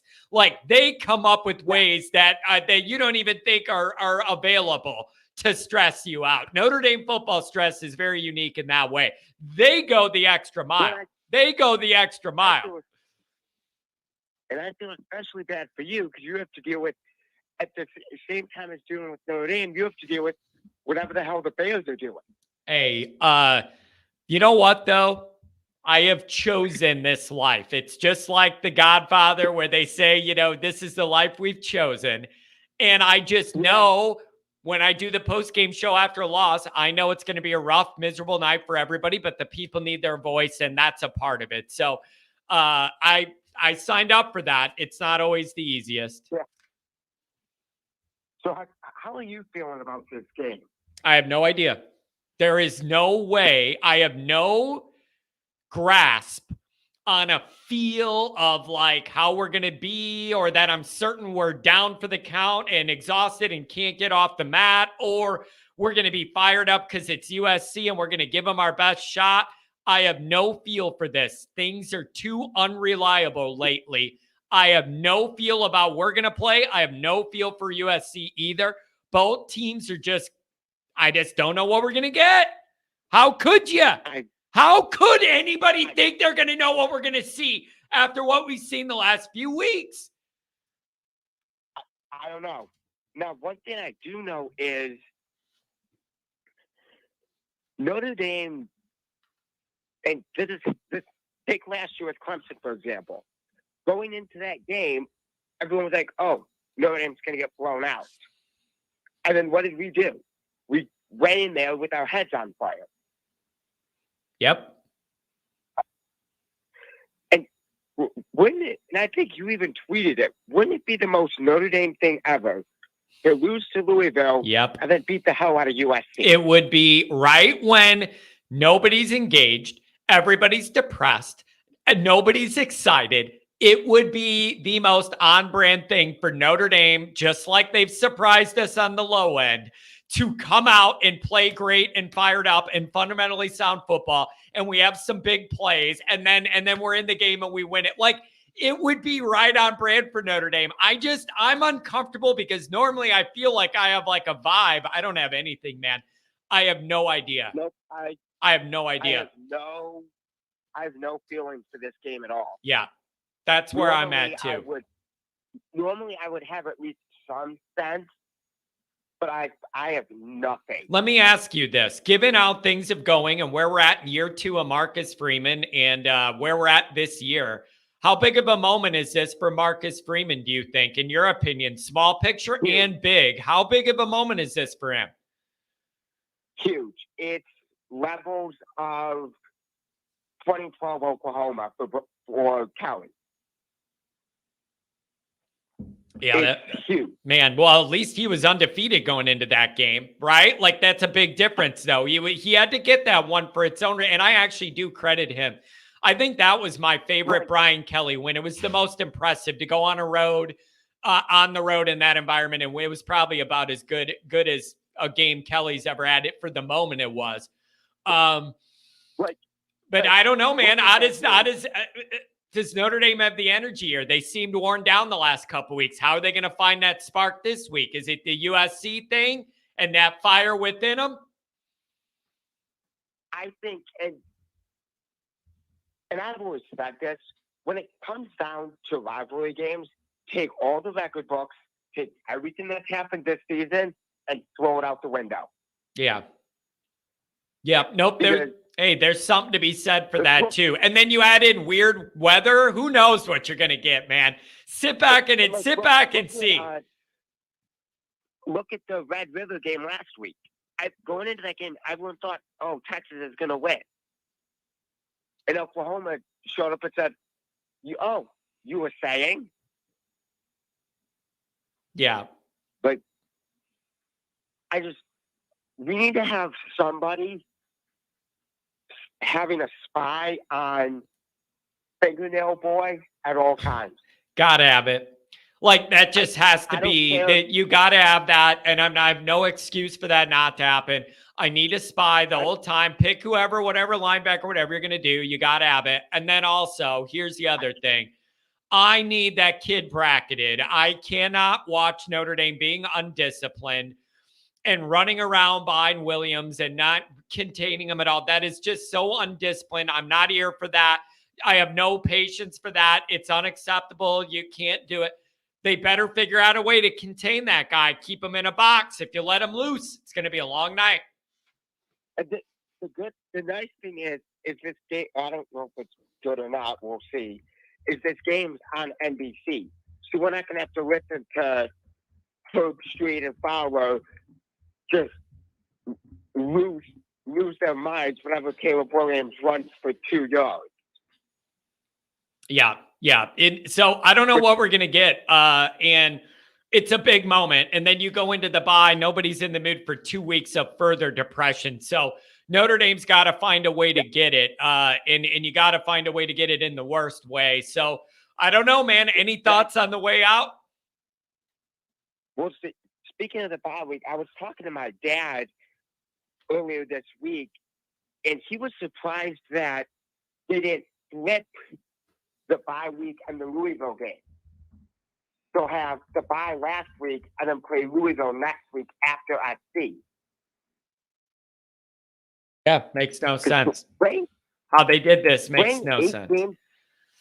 Playing 8 games in a row is I don't think I've ever seen that before. It's just not ideal. And it bothers me because moving Navy to Dublin was a part of this. And so even if you want to blame the ACC and say we have no control of that, you picked money in a showcase event and you screwed up the rhythm here. And those were choices you made because you wanted to do that. And there are consequences. And it wasn't just the travel that week. It was how you had to set all this up to not have a bye in between. And I just hate it, man. Anything else? Thanks for calling.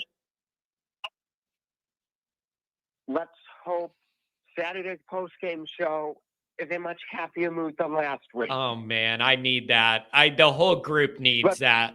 It could be rough. Let's hope the first words out of your mouth are, thank God. Oh, man, I hope so. I'm not being picky. Any win you get here is going to be a big win and a needed win. But, hey, thank you very much.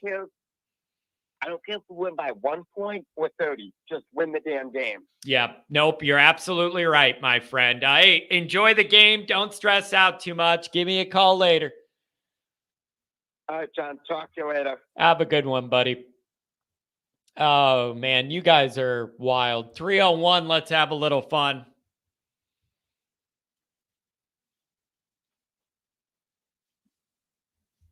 .301 wanted to have a little fun, and then he got sucked into a vacuum or something. 260, what do you know? I told you this before, John. Very little to nothing, man. Happy Friday. How we doing?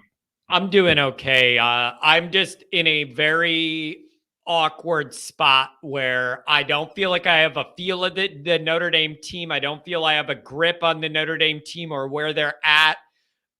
Very just uncertain vibes with all of it. Big picture, small picture. And it's frustrating because that's not the buildup you want going into USC. And so I don't know where we're at. That is the joys of having an inexperienced head coach, man. What you're seeing is essentially you're dealing with a coach that's struggling to keep his team performing at a high level regardless of the competition. This is a common thing with a lot of head coaches, especially inexperienced, as well as decent to bad. So the question then becomes what is Freeman going to turn into? Will he be able to figure this out? I don't know. I mean, obviously the jury's still out on that. Having said that, when I called him last week, I told you, man, I wanted to eat crow, but I just had a feeling going into that Louisville game that it's just going to be one of those games. And the reason why, it's not the 8 games in a row. It's the 4 primetime games in a row. Yeah. It's the 3 Super Bowls. Now another Super Bowl. It's the mental drain. That is what. Okay. All right. Now wait. Wait. Okay. Man, I've been fighting this in my brain all week. I'm glad you bring this up. So let me ask you this. And I think I tweeted this last night. Let me ask you this. Those are reasons, like objective, emotional, and biological, physical reasons that can explain you getting worn down or not playing your sharpest or looking a little sloppy and slow and not matching the intensity of the other guys every time or whatever. Everything you just said is legitimately fair as a reason of why we're some of the reason of why we're here.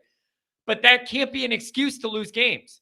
So how do you thread that needle of acknowledging that is an actual issue Notre Dame's fighting and also saying it's not okay to lose games though, no matter what? Like, where does the truth lie in this? Well, it goes back to 2 things can be true at once. And I understand a lot of people can't understand that, but it's one of those things where, yes, these are 18 to 22, whatever kids. Hartman's an outlier. I get it. The emotions of college football are a real thing. And playing on the road, back-to-back weeks, prime time 7:30, that's a grind, man. I mean, it truly is. And when I heard how Notre Dame prepped for Louisville, yep. If I knew that before the game started, I would have told you they would have lost the game. Listen, man, why is it almost relieved me because I had in my brain, this doesn't look right. These guys are totally gassed. And then after the game, Notre Dame beat guys that are at practice said there's a reason they pulled off Tuesday and Thursday last week. And it was because they were all dragging ass. So it at least proved to me I wasn't just dreaming what I was seeing. They saw it too. Now, take the let off from practice a couple times last week, combined with the fact that they were planning on rotating their offensive line, which, when I call in, I always say time, line takes time as well as it's a unit. It has to gel. And when you are already telling your team, we're going to rotate these people in, we're going to do this type of thing, guess what? I mean, you're not getting them mentally prepared that this is a war. That you're basically showing them that, it's okay if we lighten up because we're better than Louisville. We should be able to handle this. Yeah. Which eventually we'll win the line of scrimmage, etc. And guess what? It's one of those things where I blame Freeman, but I also blame the players. Where is the leadership on this team? Yeah. I told you before the season started, one of my biggest concerns was the team leadership because they lacked it last year, and I don't see it this year. And it's not just showing up early and rah. Guess what? It's making plays. They're just lacking somebody just stepping up in critical times and making plays. Because what if Brown picks that ball up against Ohio State? How does the rest of the season go? Yeah. Well, I mean, I'm glad that Hartman had those 2 drives, but it's just like, man, we just need people to step up and make plays. And that is something that Notre Dame has suffered from for the last year, this year, years prior. We just don't make plays. And that's what separates the great from the good from the okay to average, etc. So I don't know, man. We'll see. Yeah, it's a big moment for Marcus. Your playoff hopes are over. Now you're looking at like buy-in and all that and the effort and like I've seen this play out too many times at a rainy, cold Notre Dame stadium and the crowd's dead and the game's slop. It can't be that, man. We're not there. You can't do that tomorrow night. Like, I just need them to execute better, man. I just can't. I mean, the boat's starting to go under the water a little bit here, and you got to buoy this thing to at least get you into the bye to give you a chance to rejuvenate and start looking at stuff different. I need it. You got to find a way tomorrow night, and I don't care what it looks like. I do not care what it looks like. You got to find a way to win this damn game. For Freeman, long term. For all of our sanity, short term. For this year, all these reasons. This game's a must-have, and everything sideways going into it. I don't like it. I'm very uncomfortable. Very uncomfortable. Well, how I look at this game, hey, it's a big game.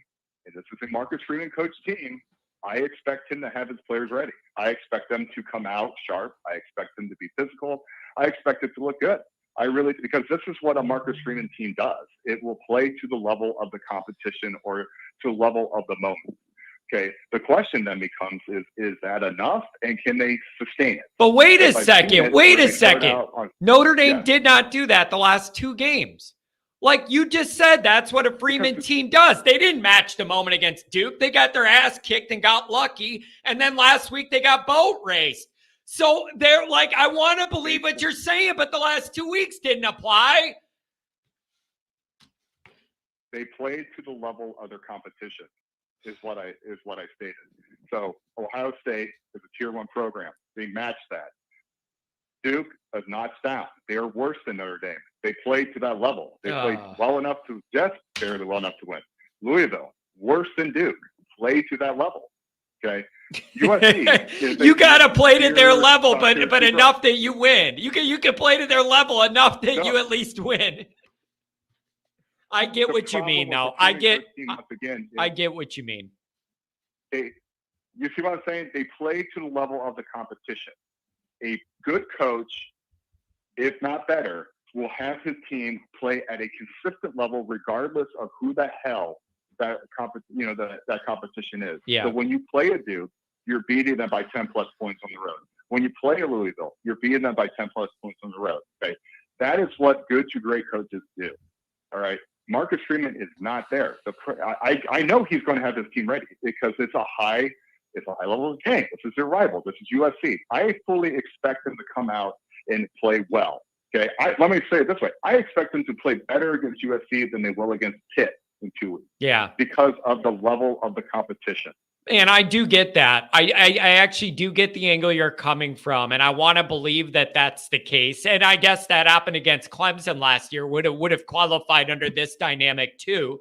Exactly. Yeah, I want to see that. It would be encouraging if we did. I just think a lot of this fan base is really down and out right now, and I think they are hesitant to buy into the idea that you're going to know what you're going to see, because they've been beat up so bad the last few weeks that I think the fan base needs a buy too, to be honest.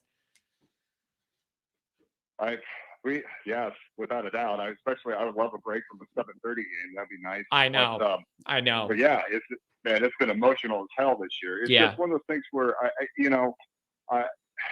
it's just like going into the game. Like, so talking about game specific. I hope that Notre Dame bucks some tendencies in these games. And what I mean by that is, like, on defense, let's just start there. What I've seen from USC, I would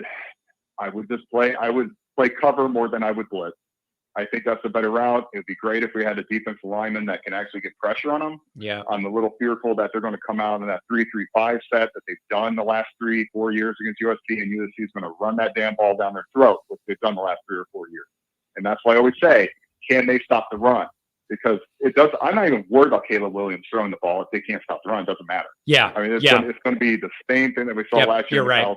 Yeah, and that was the biggest disappointment last year. You knew that Williams was going to dance around and make plays back there. What I didn't expect was for them to be able to run the ball on first and second down for about 6 yards a carry, and then Notre Dame's done then, like when you're in that position. So I'm really open to what you're saying about Notre Dame showing up for the moment against an undefeated team and all that. Like, I'm there for it, man. I just don't know. I would be interested to know what percentage of the fan base is expecting that, given what we've seen the last couple of weeks. I would guess it isn't going to be a lot. If the sample size that I get from your chat, day in and day out, that when you do the show, I would say that percentage is probably 2% or less. But I don't know. And now, wait. I want to say this now too. I know damn well how this is going to go. All the Notre Dame people are mad online and on Twitter, whatever. Everybody's upset about everything. And there's a lot of people like, okay, second loss, I'm done. See you next year. The playoffs done. I'm out of here. I don't care about USC, whatever. You and I both know all those people are going to be in it and all worked up right when that game starts. It doesn't matter. I know you're saying, screw this team. It's all over. And it isn't that big of a deal anymore and whatever. Bullshit. You know we're all going to be all worked up because it's Notre Dame USC. And once it kicks off, we're all going to be in it like lunatics. I admit it. Yep. Oh yeah. I don't even listen to that crap, man. I mean, it's just frustration. It's just, I mean, it's just like a lot of these people are keyboard warriors. I don't, whatever. It's just one of those things. Yeah. So, yes, they're going to be watching. Yes, the fan base is going to be into it. Yes, there'll be millions of viewers watching this game. And it's going to be an adventure because this is what this team and this season always is, man. So, I just, with the offense, man, they got to switch some things up on that offensive side of the ball. I didn't want, because I got to have sample sizes when I start watching teams and like their tendencies. I got to see data. So I'm like, okay, OSU, I can understand Duke, but I can understand last week. Wow, that offense is bad. And so it's like, Parker, what are we dealing with here? With that being said, it's what I would like to see on the offensive side of the ball is they got to run the ball. They got to keep the clock going against the USC team, limit possessions, etc. I want to see Hartman run, man. I want to see Hartman run. And I'm not saying 20 times this game, but I'm talking about, say, like read options, keep keeping the ball and running that damn thing and not sliding, but taking a hit and whatnot, because that's going to be vulnerability. You have, because if Notre Dame is not practicing to have at least eight guys in the box, 5 yards within the line of scrimmage this week at practice, and I don't know what the hell they're doing. Yeah. Because there's no threat to take the top off the defense. So every defense just plays the Navy defense from last year against Notre Dame, which makes sense. I would do the same thing too. So what you have to be able to figure out variables within that 10 to 15 yard sandbox that you're in, that you can have to switch it up. And people are going to be thinking, okay, tight end. So what do you got to do? What haven't you done? You haven't ran Hartman hardly at all. He hasn't caught. I'm not saying that running him 20 times is the answer, but he's got to be able to run it. And the other thing is you're going against a defense that's highly undisciplined, and therefore start seeing more of those plays that they ran against NC State, where they over pursued, got the lineman pulling, got the backs going, and then started flagging people going the other direction, type of thing. And I think they're going to be able to move the ball. I think they're going to be able to move the ball. I think they're going to be close to scoring 30 points, if not more. The question then becomes, is that going to be enough? Okay. How pissed off is Caleb Williams? Because if his head is not in the game, like I've seen him this year, dude, he struggles. I like last week against Arizona, he was just kind of, the first half, he was just kind of, messing around and whatnot. And he looked terrible. Yeah. Yeah. They're not all put together either. It's just, it'd be amazing to see all that without him, like whatever. And they are a little bit like Clemson last year, where they're undefeated, but they have obvious flaws and they're kind of waiting for somebody to tag them. It's just, I need Notre Dame to be the ones to do it. Like they are good and have the athlete, everybody knows, but they are begging for a loss, leaking oil at undefeated. And Notre Dame needs to do it at home. And Freeman needs it big picture and small in the worst damn way. That's where I'm at. I hear you, man. I hear you. It's still like just looking at, sorry. That's okay, man. Go ahead on the way, man. On the way out, it's all you, baby. Let it fly. What do you got? Yep. Yeah, again, with this, I'm done with predictions because how the hell can you predict the unpredictable with this crap? Yeah. But I do think that Notre Dame is going to play a good game. I really do. I think they're going to come out ready, and I think they're going to put up a fight. I hope that is nasty as hell weather. That'll be great. I'm not going to be there, so I don't care. Yeah. So with that being said, man, it's just, I don't know. I don't know. Obviously, this is a big game. We'll go into a bye week, especially because, man, if you lose this, the taste in your mouth. And then you're sitting on it for a half a month too, and it's going to be really, really bad. It's going to be very rough. You're going to be sitting on it for half a month God. But if you, on the other side of that coin, you win this game, bye week is great. Fan base, some are, are still going to be like, it's not whatever, but you're energized. You just beat your biggest rival at home, knocked them out. That is the ramp. That is the salvage ramp. Like, that is the salvage ramp. Exactly. Because if you got that win, you can make it make sense to get healthy in the bye, take a better look at offensively what you're doing, reset, and then go out on the back end and end up 10-2. Like, you could build that path with a win here. The other path with the loss is a very scary one to think about. Hey, man, really appreciate you giving me a call today. Thank you. Not a problem, John. Always great talking to you, man. And happy belated birthday. Thank you. God bless. And go Irish. I really appreciate it. Thanks for the support. Thanks for the donations. 301. Let's see if I get you this time. Maybe I hung up too quick. You got me? Yeah, I'm here, man. I'm sorry. No, that's okay. And as soon as I said something, I appreciate you getting me back on. I know it's late. I got no hot takes for you. I just have 2 USC Notre Dame stories for you. Sure. So let me paint the picture. 2005, Bush push. I'm on about 3 hours of sleep because one of my brothers missed their flight. So my father, who's ex-military, slaps us around to wake us up at 6 or 7 o'clock in the morning because we just got to get to campus, even though we've been there, 20 times before that. Get to the game, do the normal things. We're all excited, no matter how sleep deprived I was. I've got a bit of a hot Italian temper. We're going to our seats for the game. We get in as early as possible. And I'm in the first of the line of us to go up the stairs to find our seats.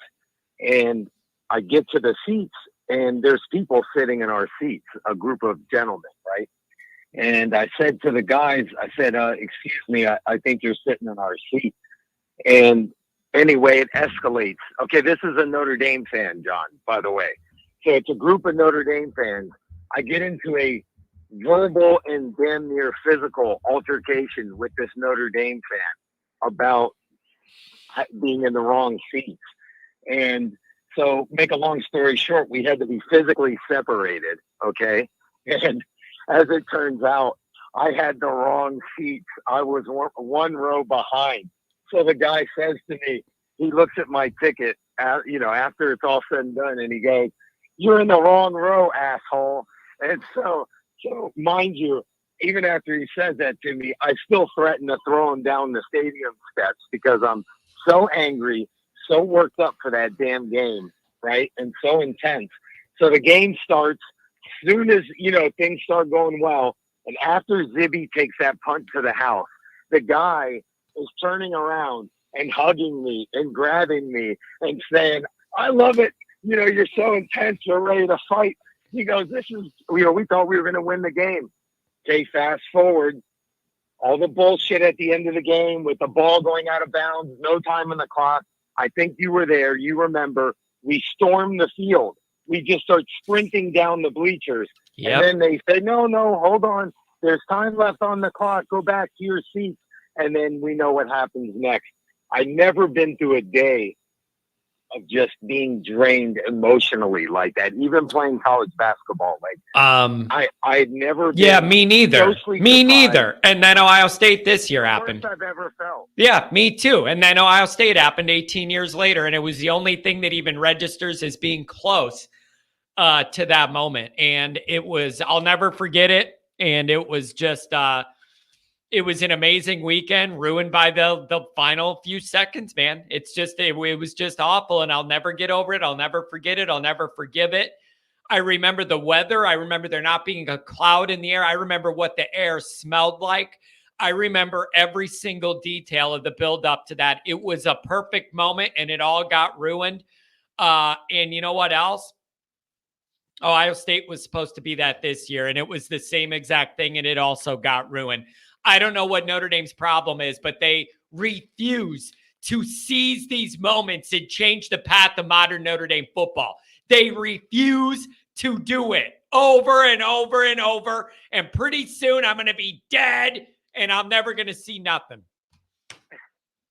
Well, if that story wasn't good enough for you, my brother and I say, you know what?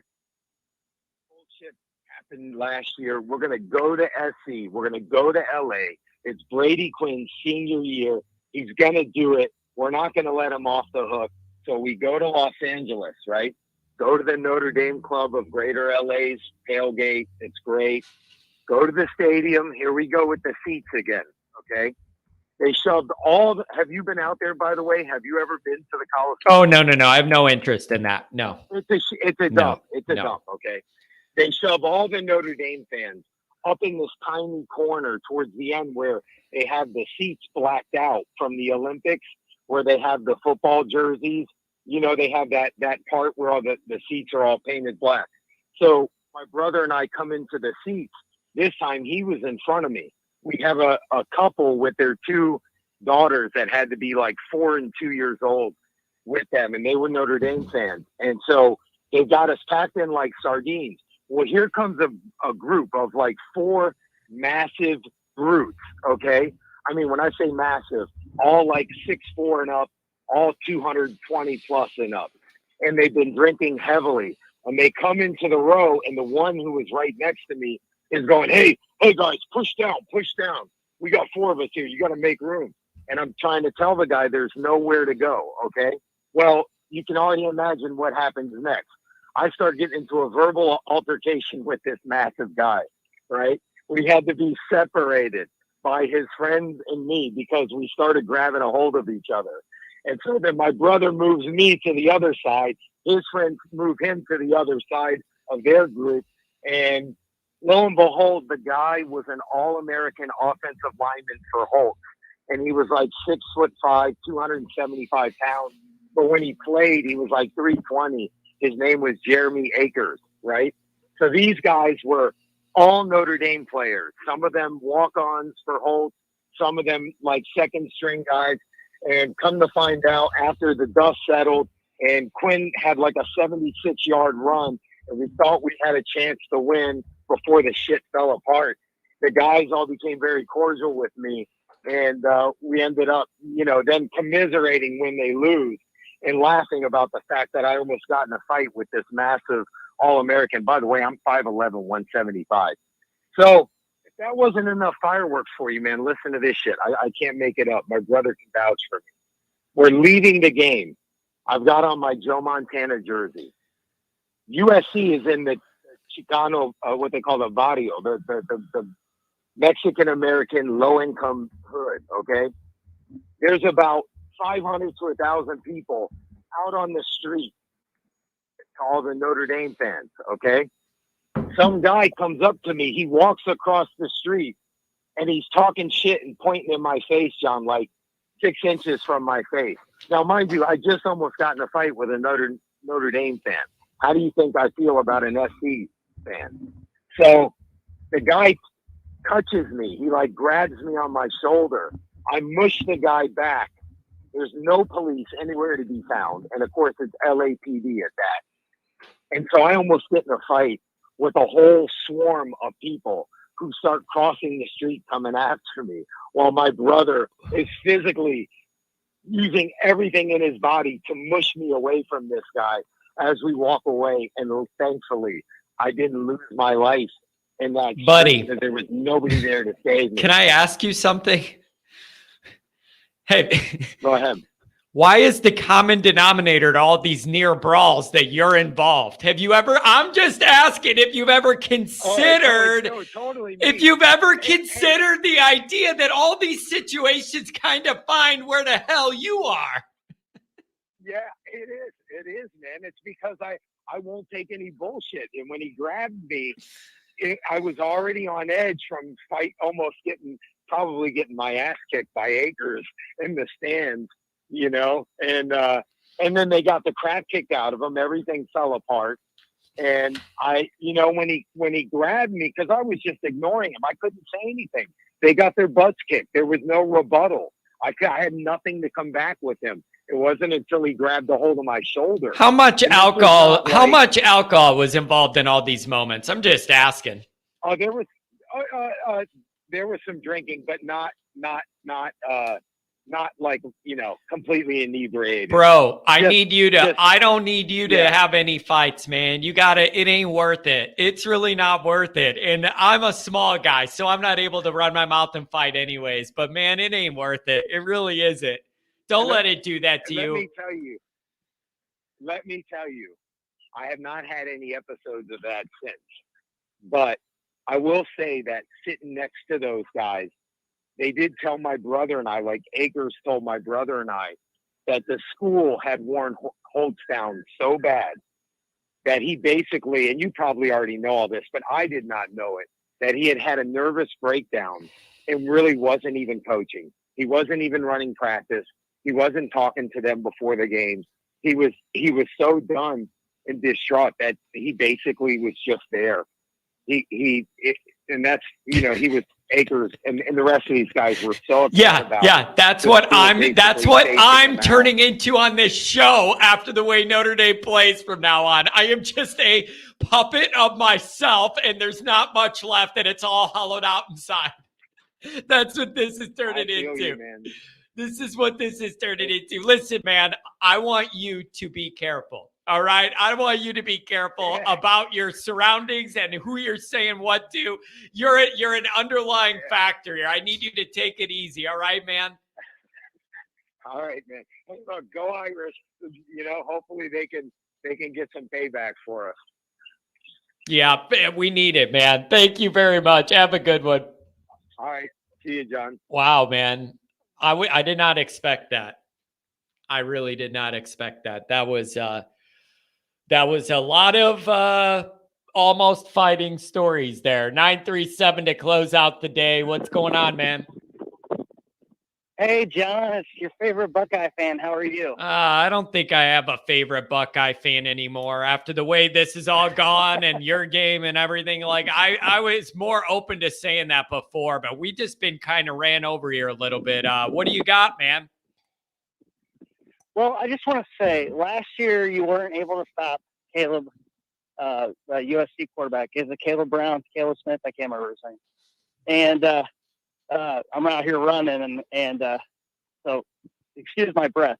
But let's see here. This year, you guys have a secret weapon. You have a Baptist in order to baptize that man as he chases him in the backfield.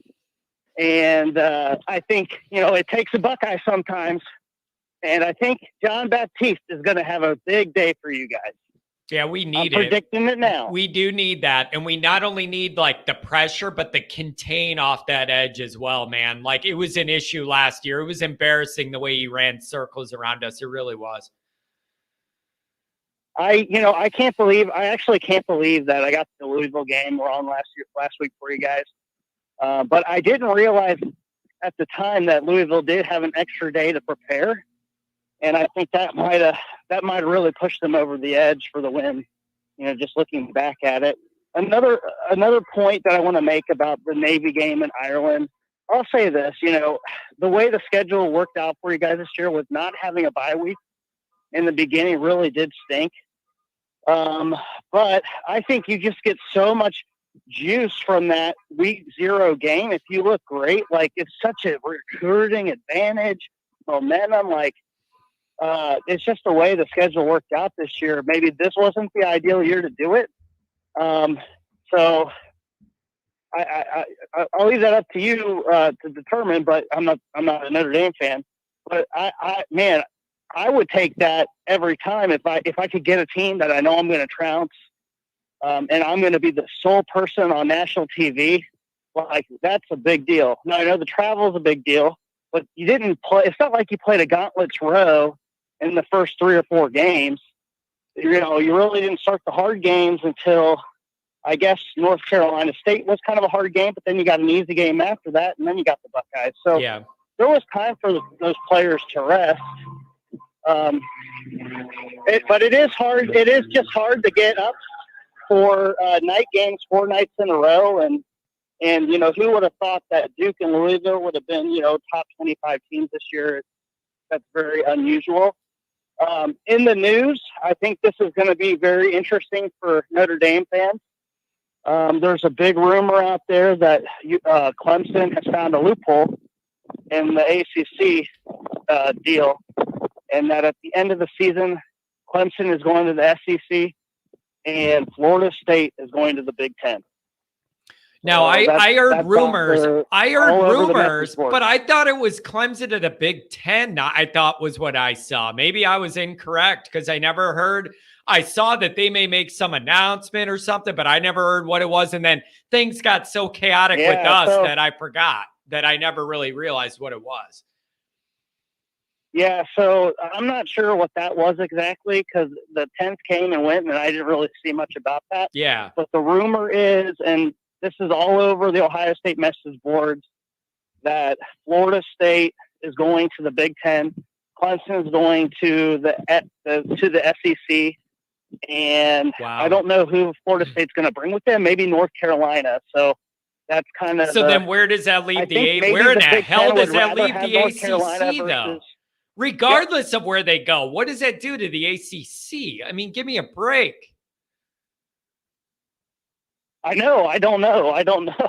Wow. It's just my question. My next thing is that with Notre Dame's schedule, so like Ohio State, it's kind of like you work up to the crescendo, which is the end of the season. Like, man, if you guys could join the Big Ten, I guarantee that USC game would be at the end of the season every year. You would work up to that game. You'd be looking, I just hate that the meat of your schedule, your hardest games are like right in the middle. I would much rather you guys play USC at the last game of the year every year. Yeah, and it's just weird how that works with the rotation. And the only part I like about it is at least mid-October, usually sometimes the Notre Dame weather's shitty enough that it makes the USC people annoyed. At least I have that every other year. Yeah, but it would be way better if it was in late November. Yeah.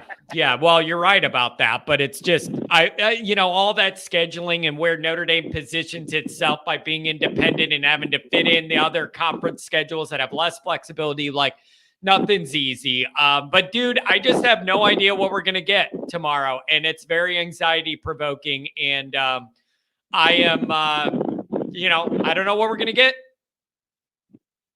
Yeah, I don't know what you're gonna get. I just have a good feeling though that Baptiste.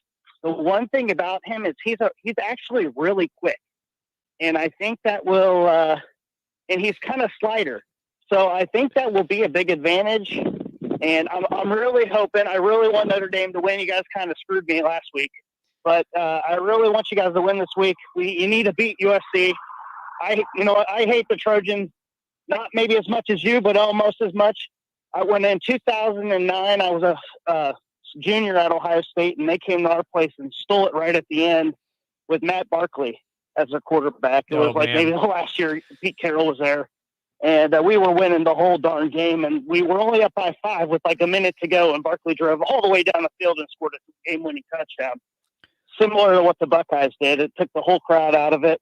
But, yeah, I hate those guys, and I hope you guys beat them. Hey, thanks, man. John. And you know what else, too? Job. Hey, Keep listen, I got to tell you this, though. I'm kind of impressed that you're calling in while you're jogging to talk about Notre Dame. It's kind of impressive, man. I'm going to give you credit on that.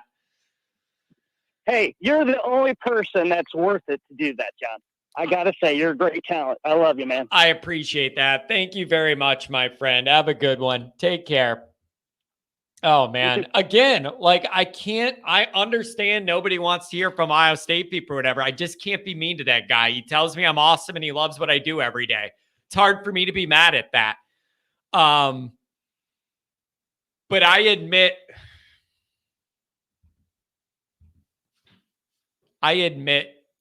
this. I need the bye. Like, I'm ready. I need the bye. Okay? I need the bye, okay? It's getting to be a bit much. And if Notre Dame could just be normal and play representative football, it wouldn't be like this. But I totally admit I am ready for the bye. I need a week without all of this. Like for my own sanity. It is It is just adding up. That being said, it ain't going to happen until after all this USC stuff. We're going live tomorrow night. I might pop up with a surprise live pregame show with a special guest tomorrow, the hour leading into the game. And then we're going to go live after the game. So all that's still on. We're going to go live tonight. I don't know if Pat is going to join us tonight or not. I'd love to hear his, or even if it's only for a few minutes, hear what his thoughts are. Have a weekend when you can just watch football and not mess around with all these jokers who troll you. Pat, it adds up after a while, man. I am ready for a little break. And you know what I'm going to do? I'm going to admit this, and it's a little no casino tonight. I'm going to admit, Pat, my mom called me and was like, John, are you sure Pat's okay? He has all those kids and a wife. Are they okay with him being at the casino? And she's like, I hope he didn't lose too much money. Like, bro, Pat, my mom was so worried about your family. And she's like, I hope he really didn't drink too much and lose all of his money. I'm like, Mom, it's Pat. He's good. Just leave him alone. He's good. Oh, man. Sean Michael with the $2 hour. I've got a ticket for you, John, if you want. I got to admit, dude, I got to do this for the business. When I go to a big game, I lose all my money. Like, I can't make up that revenue on YouTube that I lose and all that traffic. And so for me to go, it really has to be worth it. And so, like Central Michigan, we did the tailgate for because who gives a shit? Who gives a shit about that game? So I didn't mind not getting the YouTube revenue. That would have been not that great because nobody's excited about that game. When you get into the bigger games, it kills me. This is my second biggest one of the year. I can't drop out. So I appreciate that. But that's what's very, very tough for me. But yeah, I admit I'm ready for a bye. What I want more than anything else is next Saturday, I might just drink all day and watch football all day. When I'm doing these shows, I can't drink. These shows, there's no way I'd be able to do a live post game if I was drinking during the game. No way. It would be a disaster and the show would end up crashing and burning on itself. There's no way I could handle it if I was drinking at all. I have not drank one beer for any of these last months, starting with Ohio State. It can't be. That's what I need, I think, next Saturday. No Notre Dame to worry about, a lot of football on, and just be able to relax and drink and not worry about how mad everybody's going to be and how I'm going to control this nightmare and all of this stuff. Like Notre Dame's got to find a way to win. Marcus, find a way to motivate. We're not in a good spot. So I find a way to win, guys. Like crank it up. This is your rival. Figure it out. All right. Thanks for the calls. Thanks for the donations. Everybody for being here. Pat for being here. Pat, God, come on. Pat, you never let me down. You never let me down. Texas Matt, crash and burn is our new motto. It's not new. Oh, man. Anyways, I love you guys. It's just been a long grind. Yeah, the show schedule will still be the same during the bye. We're just going to have more time to break things up without the pressure of a game. We'll be able to look at some bigger angle things. But everybody stay tuned. Come back tonight for the late night show. And then maybe we'll do a pregame show with the surprise tomorrow. And then we'll go after. Have a good one, everybody. Take care of yourselves. Be careful out there today.